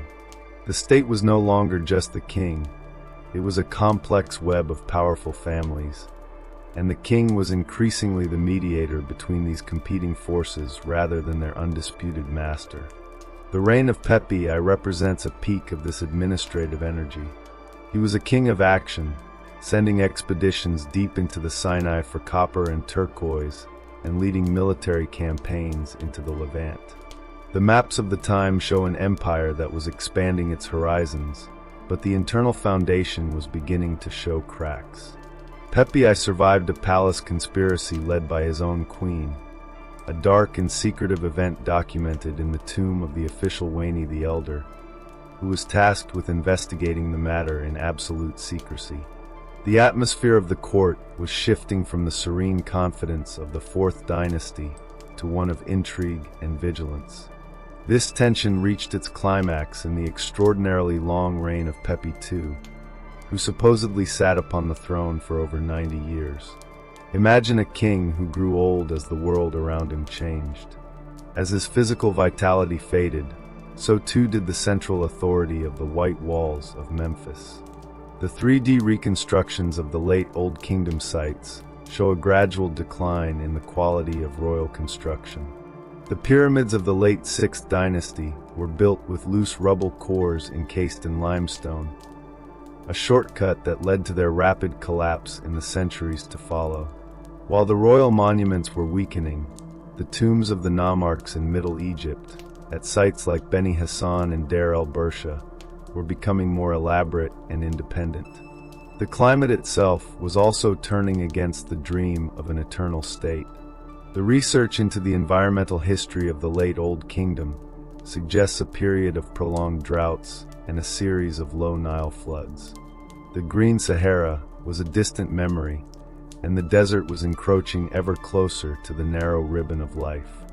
The atmosphere of the late 6th dynasty is one of mounting anxiety. The granaries were no longer full, and the once harmonious relationship between the king and the gods was being tested by famine and civil unrest. The Ma'at, the divine order, that had been the bedrock of the birth of civilization, was beginning to fray at the edges. As the long night of the Old Kingdom drew to its close, the living word, carved into the Pyramid of Unas, and his successors remained as the final, defiant assertion of a world that refused to vanish. Even as the central government collapsed into the fragmentation of the First Intermediate Period, the language, the rituals, and the belief in a moral afterlife endured. The first dwellers had built a world of stone and sun, but they left behind a world of ideas that would survive any political storm. Stay here in the quiet of the Saqqara Plateau, as the last torches of the 6th dynasty flicker and go out. The sound of the river is still there, but it is now a river of ghosts, flowing past the silent pyramids of a once unified land. The river of shadows has brought us through the peak of the empire to its graceful, if tragic, twilight. But the story of the Nile is a cycle, and from the dust of the Old Kingdom, a new and different glory is waiting to be born. The night is absolute over Memphis, and the white walls stand as silent witnesses to the end of an era. The dawn is far off, but in the south, a new power is already stirring, preparing to pull the fractured mirror of Egypt back together. The age of the pyramid builders is over, but the age of the warrior kings and the poets of the Middle Kingdom is just beyond the horizon. The silence that fell over the ruins of Memphis and the fragmented provinces of the north was not the end of the Egyptian story, but a long, heavy breath before a magnificent inhalation. The fractured mirror of the two lands, which had spent centuries reflecting a world of local warlords and rival dynasties, began to vibrate with a familiar, ancient gravity. The river of ghosts we followed through the twilight of the Old Kingdom is now being pulled toward a new center of light, rising not from the ancient white walls of the north, but from the deep, rocky heart of the south. As we move into the era known as the Middle Kingdom, circa 2055 to 1650 BCE, the atmosphere of our journey shifts from the mournful echo of collapse to a rhythmic, determined pulse of restoration. Through the vast chronicles of this second golden age, we witness a civilization that has matured, moving beyond the raw, monumental ego of the pyramid builders into a more reflective, literary, and grounded expression of power. Imagine the atmosphere in the city of Thebes, a place that had been little more than a provincial town during the age of Giza, but was now the cradle of a new empire. The princes of the south, the House of Intef and Mentahotep, had spent generations battling for the soul of the Nile, slowly pushing their influence northward against the rival rulers of Heracleopolis. The air in the Theban valley was thick with the scent of campfires and the sharpened bronze of a professional army. Around 2055 BCE, a king named Mentahotep II finally achieved the impossible, reunifying the two lands under a single scepter for the first time in over 200 years. He took the throne named Nebuchadnezzar, the Lord of the Ore of Ra, a name that suggested he was the one who would steer the ship of state back into the calm waters of Ma'at. To understand the rebirth of Egypt, we must look at the monument Mentahotep II carved into the limestone cliffs of Deir el-Bahari. In the quiet of the night, visualize this extraordinary structure. It was unlike anything built by the kings of the Old Kingdom. Instead of a solitary mountain of stone, Mentahotep built a terraced temple that seemed to grow directly out of the living rock of the Theban hills.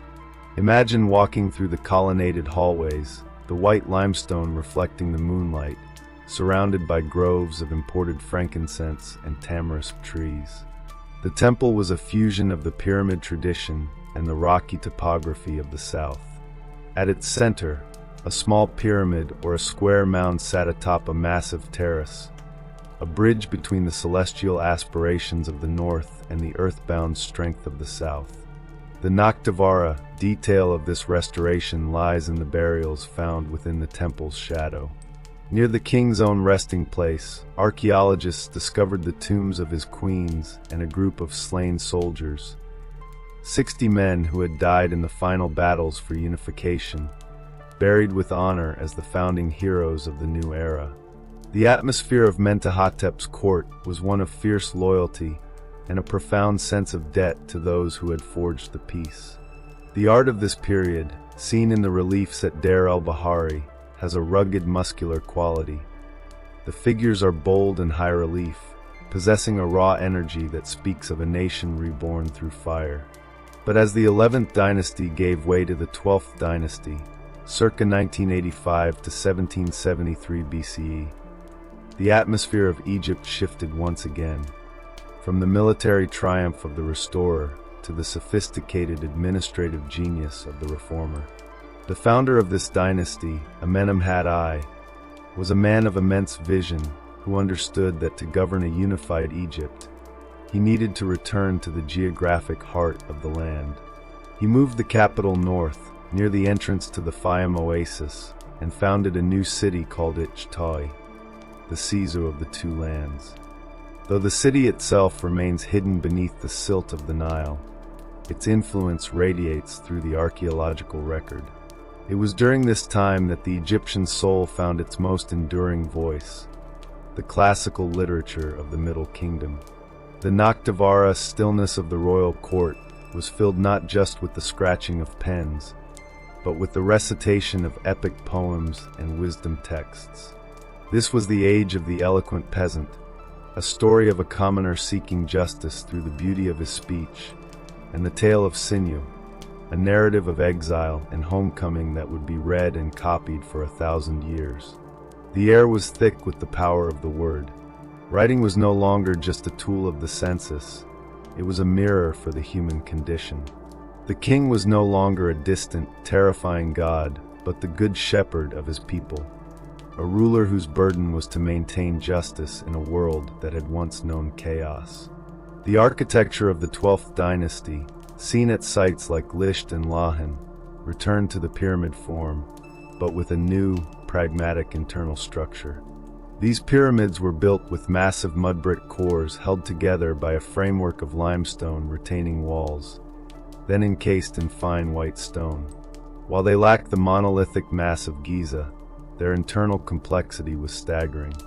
The Pyramid of Senusret II at Lahan, for instance, features a labyrinthine drainage system and a hidden entrance located not on the north side, but secretly tucked away in the floor of the pavement.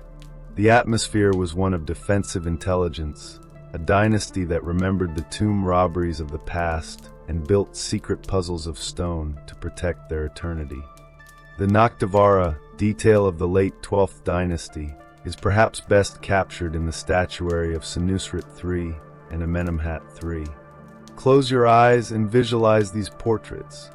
Gone is the serene, ageless mask of Khufu or Khafre. In its place, we find the realistic style. Heavy eyelids, furrowed brows, and lines of weariness around the mouth.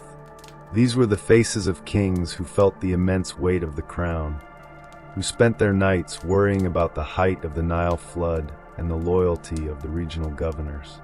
It was an art of profound humanity, a testament to a civilization that had looked into the abyss of the first intermediate period and emerged with a deeper, more somber understanding of what it meant to lead. This was also an era of immense environmental engineering. In the Fayum, the kings of the 12th dynasty undertook a project that rivaled the pyramids in scale. They built a series of massive canals and dams to regulate the flow of the Nile into Lake Moeris, reclaiming thousands of acres of fertile land for agriculture. The atmosphere of the Fayum was one of a lush, artificial paradise, a garden state created through the sheer administrative will of the Sisu of the two lands. The sound of the water through the sluices was the music of the 12th dynasty, rhythmic assertion that Ma'at was not just a religious concept, but a living, flowing reality. As we linger in the quiet of a Middle Kingdom temple, perhaps at the Karnak sanctuary where Senusret I built his elegant white chapel, the air is peaceful. The two lands are once again one, the granaries are full, and the scribes are busy recording the wisdom of the ages. The first dwellers, who once lived in simple reed huts, have evolved into a people of profound literary and philosophical depth. They have learned that unity is fragile, and that the glory of the state resides as much in the justice of the courts as in the height of the pyramids. The night over Ichtoi is calm, the silver ribbon of the Nile reflecting the stars of a restored heaven. The River of Shadows has brought us through the struggle of the restoration into the serene, mature sunlight of the Middle Kingdom. But history is never a straight line. Even as the 12th dynasty reached its peak, a new demographic shift was occurring in the north. People from the Levant were slowly settling in the delta, bringing with them new technologies, new gods, and the seeds of the next great upheaval. The dawn is approaching, and with it, the shadow in the delta will begin to grow. The peace of the Middle Kingdom will soon be tested by the arrival of the Hyksos, and the story of Egypt will once again find itself caught between the traditional world of the river and the encroaching world of the foreign lands. Stay here in the quiet grace of the 12th dynasty, as we prepare to witness the transition into the second intermediate period, where the horse and the chariot will soon change the face of the Nile forever. The silver ribbon of the Nile, which had reflected the stars of a restored and confident heaven under the Middle Kingdom, began to shimmer with a restless, uncertain light as the 12th dynasty faded into the long, heavy shadows of the 13th. The Good Shepherd kings, those weary-eyed guardians of justice who had drained the marshes of the Fayum and built secret puzzles of stone to guard their eternity, were gone. In their place, a new and unsettling rhythm took hold of the valley. The atmosphere of Egypt, once as stable as the limestone cliffs of the south, began to feel like the shifting silts of the delta, fertile yet unpredictable. We are entering the era known to history as the Second Intermediate Period, circa 1650 to 1550 BCE, a time when the singular mirror of Egyptian kingship did not merely crack, but shattered into 1,000 jagged pieces. Imagine the atmosphere in the capital of Ichtoi. For nearly 2 centuries, this hidden city near the Fayum had been the beating heart of a unified nation. But as the 13th dynasty progressed, the throne became a revolving door of transient rulers. The historical records of this time, preserved in the fragmented king lists, reveal a succession of pharaohs who reigned for months rather than decades. Some were commoners, others were military men, and some may have even been foreign-born. Yet, in the quiet, torchlit chambers of the administration, the machinery of the state continued to hum. The scribes and viziers, those professional masters of the pen we saw rising in the Old Kingdom, held the kingdom together through sheer bureaucratic will, even as the divine crown itself seemed to lose its singular gravity. But while the South remained anchored in tradition, a different story was unfolding in the humid, mist-shrouded reaches of the Eastern Delta. For generations, the River of Shadows had carried peaceful migrants from the Levant, merchants, craftsmen, and laborers, who were drawn to the prosperity of the Egyptian sun. They settled in a town called Avaris, known today as Tel El Daba. Imagine this city at twilight.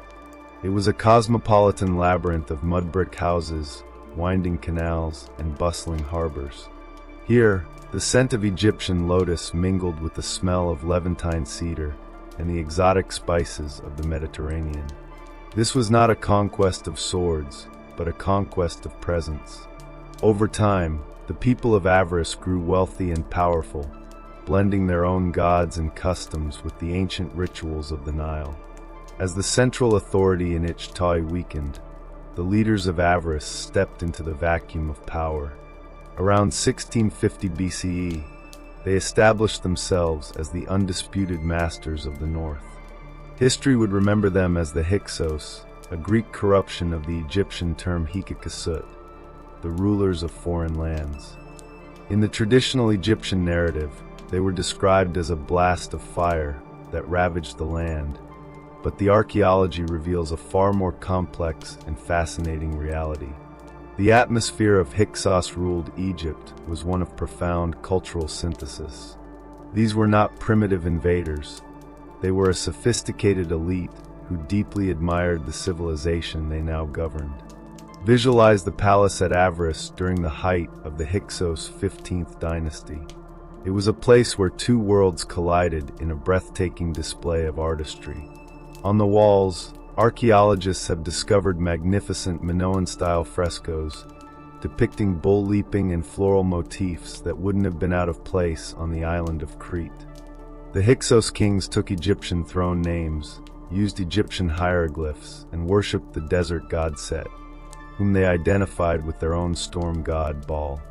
Yet, they remained distinct.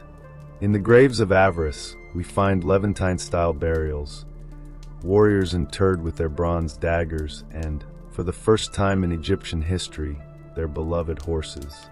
The introduction of the horse and the chariot was a Noctivara moment that changed the face of the Nile forever. Imagine the sound of a chariot wheel on the hard-packed earth, a sharp, metallic rattle that signaled a new kind of speed and a new kind of warfare. The Hyksos also brought the composite bow, a weapon of terrifying range and power made of layers of wood, horn, and sinew. The Egyptians, who for 3,000 years had relied on simple wooden bows and infantry of foot soldiers, found themselves facing a technology they could not yet match. The atmosphere of the land was one of technological shock and military adaptation. The first dwellers were no longer just defending their river. They were being forced to look outward into a wider, more dangerous world. The Noctivara detail of this period is found in the scarabs. These small, beetle-shaped amulets, once the simple symbols of rebirth, became the primary tool of Hyksos administration. Thousands of these scarabs, inscribed with the names of Hyksos officials and kings like Apophis, have been found throughout Egypt and the Levant. They were the seals of a new trade empire, a network that linked the delta to the hills of Canaan and the islands of the sea. The atmosphere of the north was one of vibrant merchant-class energy, a world that was becoming increasingly connected to the global stage.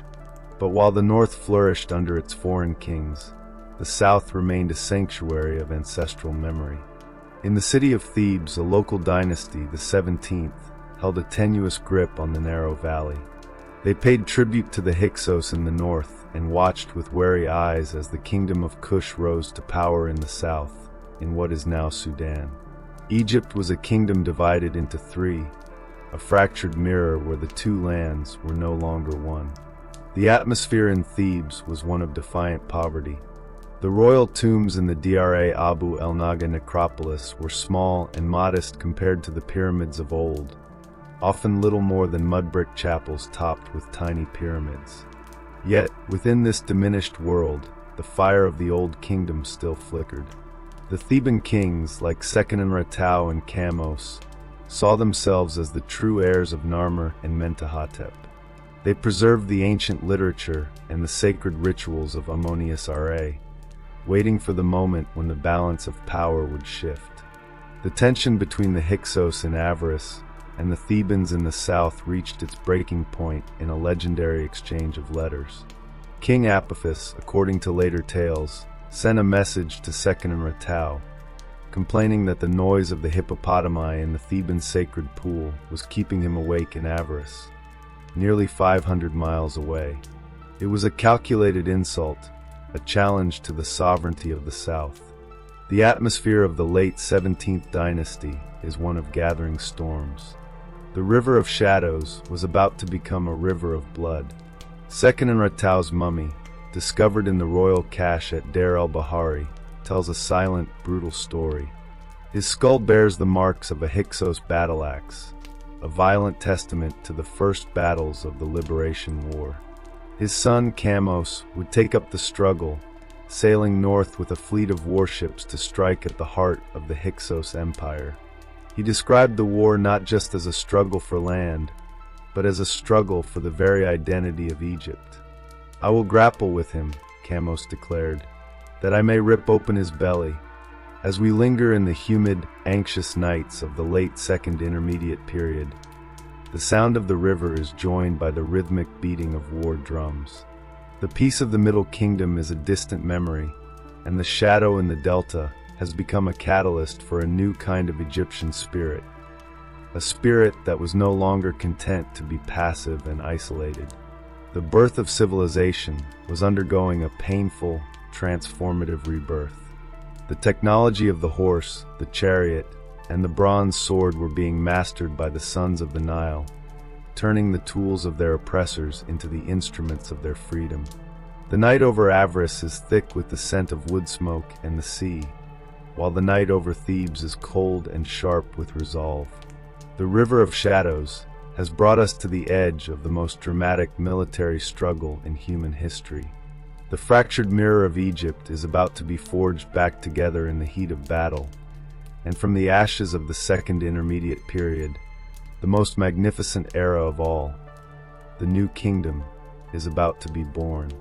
Stay here in the tense, expectant dark of the delta marshes. The sound of the chariot wheels is growing louder, and the dawn is coming, a dawn that will be lit by the fires of avarice and the rising sun of a new empire. The story of the first dwellers is reaching its ultimate crescendo as a young king named Ahmose prepares to finish what his father and brother began and lead his people into a world where Egypt will no longer just be a land, but a superpower. The war drums that began to beat in the sharp, resolve-filled nights of Thebes did not fade with the fall of Kamos. Instead, they grew into a thunderous symphony that would eventually drown out the foreign whispers of the delta. The River of Shadows has reached its most turbulent crossing, a moment where the very survival of the Egyptian identity hung in the balance of a bronze blade. The fractured mirror, once shattered by the arrival of the Hyksos, was about to be gathered by the hands of a young king who would not just mend the pieces, but forge them into a new, invincible whole. As we step into the reign of Ahmose I, circa 1550 to 1525 BCE, the atmosphere of our journey shifts from the desperate defense of the south to a relentless, disciplined march toward the dawn of an empire. Imagine the atmosphere in the royal palace of Thebes as the mantle of leadership fell upon the shoulders of the boy king, Ahmose. He inherited a legacy of blood and sacrifice, the brutal death of his father, Seqenenretau, and the unfinished crusade of his brother Kamos. The air in the capital was thick with a sense of destiny, but also a profound, waiting silence. For the first years of his reign, while he came of age, the regency was held by his mother, the formidable Queen Ahotep. She was more than a queen. She was a pillar of the resistance, a woman who, according to later inscriptions, assembled the soldiers and looked after the people, holding the fractured South together while the final plans for the liberation were drawn. When Ahmose finally took the field, the atmosphere of Egypt was transformed by a new, professional ferocity. The lessons learned from the Hyksos, the mastery of the horse-drawn chariot and the power of the composite bow, had been fully absorbed by the Theban army.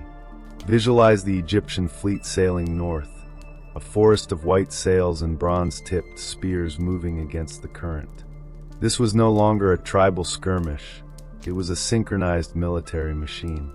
The accounts of an official named Ahmose, son of Abana, who served as a naval officer under the king, provide a vivid, first-hand glimpse into this atmospheric struggle. He describes the fierce naval battles on the waters of the Nile and the relentless siege of the Hyksos stronghold, Avaris. The Siege of Avaris is one of the most cinematic moments in the birth of civilization. Imagine the city at night, its high mud-brick walls silhouetted against the delta mists, surrounded by the encampments of the Theban army. The air was filled with the rhythmic pounding of rams and the screams of the composite bows. Ahmose did not just strike once, he launched multiple campaigns, slowly strangling the Hyksos supply lines and forcing them back to the very edge of the land. When Avaris finally fell, the shadow in the delta did not just vanish, it was systematically erased. The Hyksos were pursued across the Sinai and into southern Canaan, where Ahmose besieged their final refuge at Sharuhan for 3 long years. With the expulsion of the Hyksos, the atmosphere of Egypt shifted from the heat of battle to the profound, almost overwhelming task of restoration. Ahmose returned to a land that had been divided for over a century. The irrigation canals were clogged, the temples were neglected, and the ancient administrative ties between the two lands had withered. The Noctivara detail of his reign lies in this silent, methodical rebuilding. He was the first king in generations to effectively govern from the delta to the Second Cataract in the south. He re-established the White Walls of Memphis as a primary administrative hub and turned his attention back to the ancestral gods, particularly the hidden god of Thebes, Ammonius-Ra. The architecture of Ahmose represents a bridge between the modest shrines of the Second Intermediate Period and the colossal majesty of the New Kingdom. At Abydos, the sacred site of the first dwellers and the early kings, Ahmose built the last royal pyramid ever constructed by an Egyptian pharaoh. Imagine this structure as it once stood, a shimmering white limestone peak on the edge of the desert, surrounded by a complex of temples and a massive terraced cenotaph for his grandmother, Queen Tedishri. This pyramid was a statement of continuity, a physical link to the pyramid builders of the Old Kingdom, signaling that the true line of the pharaohs had returned to claim its heritage. But the atmosphere of the new era was fundamentally different from the isolation of the past. The War of Liberation had changed the Egyptian psyche. They had seen the world beyond the river, and they had seen the danger of being vulnerable. The first dwellers were now a military people. The state was being reorganized around a permanent, standing army, and the king was no longer just a divine mediator, but a warrior commander who led his troops from the front of a chariot. This was the birth of the 18th dynasty, an era that would see Egypt transform from a kingdom into a global superpower. The Noctivara detail of this transition is found in the exquisite jewelry and weaponry of the time. In the tomb of Queen Ahotep, archaeologists discovered a magnificent gold necklace featuring 3 large, golden bees, the Order of the Golden Fly, a high military honor given for bravery in battle. We find daggers with handles of lapis lazuli and blades of polished bronze, inlaid with scenes of lions chasing gazelles. These objects are not just luxuries. They are symbols of a court that was now wealthy with the spoils of war and the tribute of foreign lands. The air was thick with the scent of a new imperial gold. As the reign of Ahmose drew to a close, the two lands were once again one. The River of Shadows had been cleared of its foreign obstacles, and the water flowed freely from the deep south to the Great Green Sea. The king had achieved Ma'at through the fire of avarice, and the foundations of the new kingdom were firmly set in the fertile mud of the Nile. The diverse tribes, the resilient villagers, and the ambitious princes had all been forged into a single, national identity that was now ready to look outward, beyond the Sinai and the cataracts, into the vast, unknown reaches of the ancient world. Stay here in the quiet, triumphant night of a unified Egypt. The sound of the river is peaceful now, but if you listen closely, you can hear the faint, rhythmic movement of the Egyptian armies as they prepare to march north once more, not to defend their borders, but to expand them. The birth of civilization has reached its maturity. The era of the empire is about to begin. The night over Memphis is lit by the celebratory fires of a nation reborn. The River of Shadows has brought us to the threshold of the most magnificent century in human history. The dawn is coming, a dawn that will see the names of Thutmoses, Hatshepsut, and Amenhotep carved into the very sky. The story of the first dwellers is nearly complete, but the final movement, the ultimate legacy of the Nile, is just over the horizon. As we move into the second installment of this imperial era, the 15th and final movement of our journey, the celebratory fires that lit the night over Memphis and Thebes have settled into a steady, golden radiance. The restoration of the two lands by Ahmose was not merely a return to the past. It was the ignition of a fire that would consume the horizon. The River of Shadows has now become a river of gold and bronze, carrying the sons of the Nile into a world they no longer simply inhabited, but commanded. We find ourselves at the zenith of the New Kingdom, circa 1550 to 1069 BCE, specifically within the majestic arc of the 18th dynasty, where the birth of civilization reaches its most opulent and far-reaching maturity. Imagine the atmosphere in Thebes, now the undisputed religious and political heart of a burgeoning empire. The city had transformed from a provincial sanctuary into a cosmopolitan metropolis, a Noctivara landscape of towering stone pylons and sprawling temple complexes that seemed to rise in direct competition with the mountains themselves. The air was no longer just filled with the scent of river silt. It was thick with the heavy, sweet aroma of frankincense from the land of Punt, the smell of exotic leathers from the south, and the metallic tang of tribute arriving from the far reaches of the Levant. The state was no longer a solitary organism huddled by the river. It was the sun at the center of a vast, international system. The mantle of Ahmose passed to his successors, Amenhotep I and Thutmose I, who took the radiant restoration and turned it into an outward-facing crusade. Under Thutmose I, the Egyptian army performed a feat that would have been unthinkable to the first dwellers of the Nile. They marched north until they reached the banks of a river that flowed backward, the Euphrates. Visualize the Egyptian soldiers standing on the edge of the world, watching the water flow south instead of north. This was the moment the Nile civilization truly realized its place on the global stage. The king was no longer just the lord of the two lands.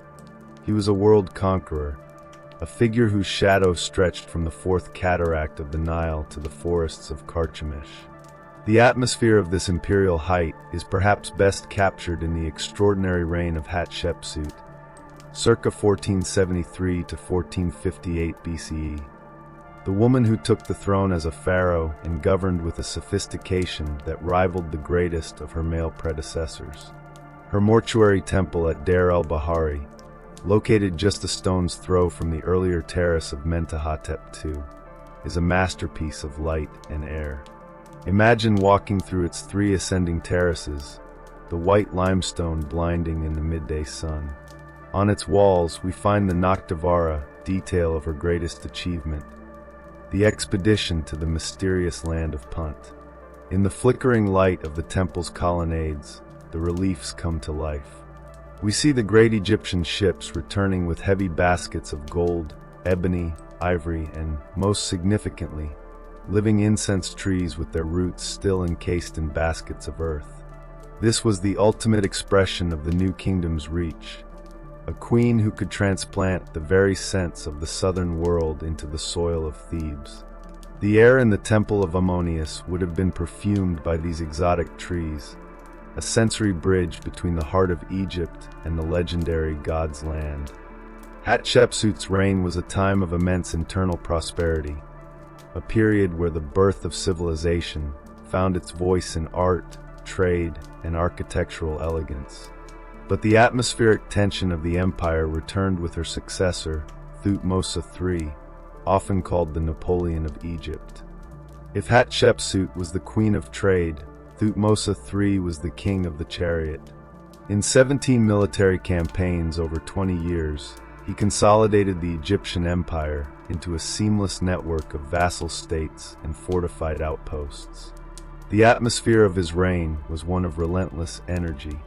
Imagine the king at the Battle of Megiddo, standing in his chariot of electrum, shining like the sun, as he led his troops through a narrow mountain pass to surprise his enemies. This was the peak of the warrior pharaoh ideal. The wealth that flowed into Egypt during this time was staggering. Chariots inlaid with gold, thousands of cattle, and the royal children of foreign kings brought to Memphis to be raised as Egyptians. The Noctivara detail of this imperial wealth is found in the Valley of the Kings. Hidden in the desolate, sun-scorched wadis behind Deir el-Bahari, the pharaohs of the New Kingdom abandoned the visible pyramids for secret, rock-cut tombs. These were subterranean palaces of the soul, carved hundreds of feet into the limestone. Visualize the air in these tombs, cool, still, and heavy with the scent of the oils and resins used to mummify the divine body. The walls were covered with the Amduat, the book of that which is in the underworld, a map of the sun's 12-hour journey through the night. The king was no longer just reaching for the stars. He was navigating the very anatomy of the cosmos, ensuring that the sun would rise not just on Egypt, but on the entire world he now governed. This era reached a shimmering, almost surreal climax under Amenhotep III, the Sun King of the 18th dynasty. His reign was a long, peaceful afternoon of absolute luxury. He built the massive colossi of Memnon and the magnificent temple of Luxor, where the atmosphere was one of theatrical grandeur. The state was now so wealthy that it could afford to turn its attention to the purely aesthetic. The gold of Egypt was described by foreign kings in their letters as being like dust in your land. But even in this golden afternoon, the seeds of the next transformation were being sown. The radical solar experiment of Akhenaten and the eventual rise of the Ramesside age. As we look back from the height of the 18th dynasty, the journey of the first dwellers feels like a miraculous transformation. The people who once shaped simple, rippled clay by the riverbanks are now the masters of a stone-built world that stretches across continents. The Silent Dawn has become a radiant empire, but the soul of Egypt remains anchored in the same soil.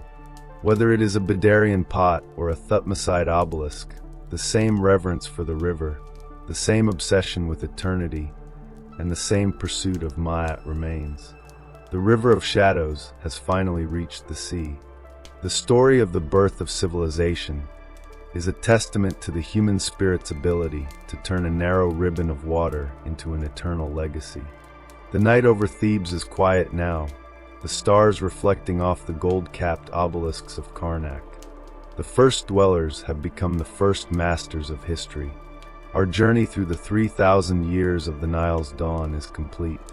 The Nile continues to flow, a silver thread through the heart of the desert, carrying the echoes of the pharaohs and the whispers of the first settlers into the infinite.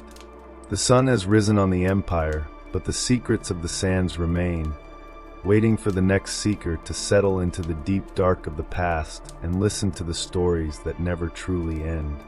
The light of the new kingdom fades into the velvet dark of memory. Sleep well, travelers of the Nile, for the past is always with us, etched in the stone and carried in the water of the eternal river. The long shadows have finally stretched across the temples of Thebes, and our voyage through the 3,000-year dawn of the Nile comes to a gentle close. We have walked through the silent mists of the first dwellers, witnessed the birth of the great stone mountains, and felt the pulse of an empire that once touched the very edges of the world. The river continues its eternal journey, carrying the whispers of the pharaohs and the dreams of the first settlers into the vast, indigo night. The history we have shared tonight is not merely a record of the past, but a testament to the enduring human spirit, a legacy etched in stone and carried in the water of the life-giving Nile. If this journey through the echoes of time has brought you peace and a deeper connection to the ancient world, I invite you to join our nocturnal community. Subscribe to Noctivara Stories, and share with us in the comments which part of this epic journey resonated most with your soul. Now let the flickering torchlight fade. Dim your lights, settle into the stillness, and let the rhythmic breathing of the river guide you into your own dreams.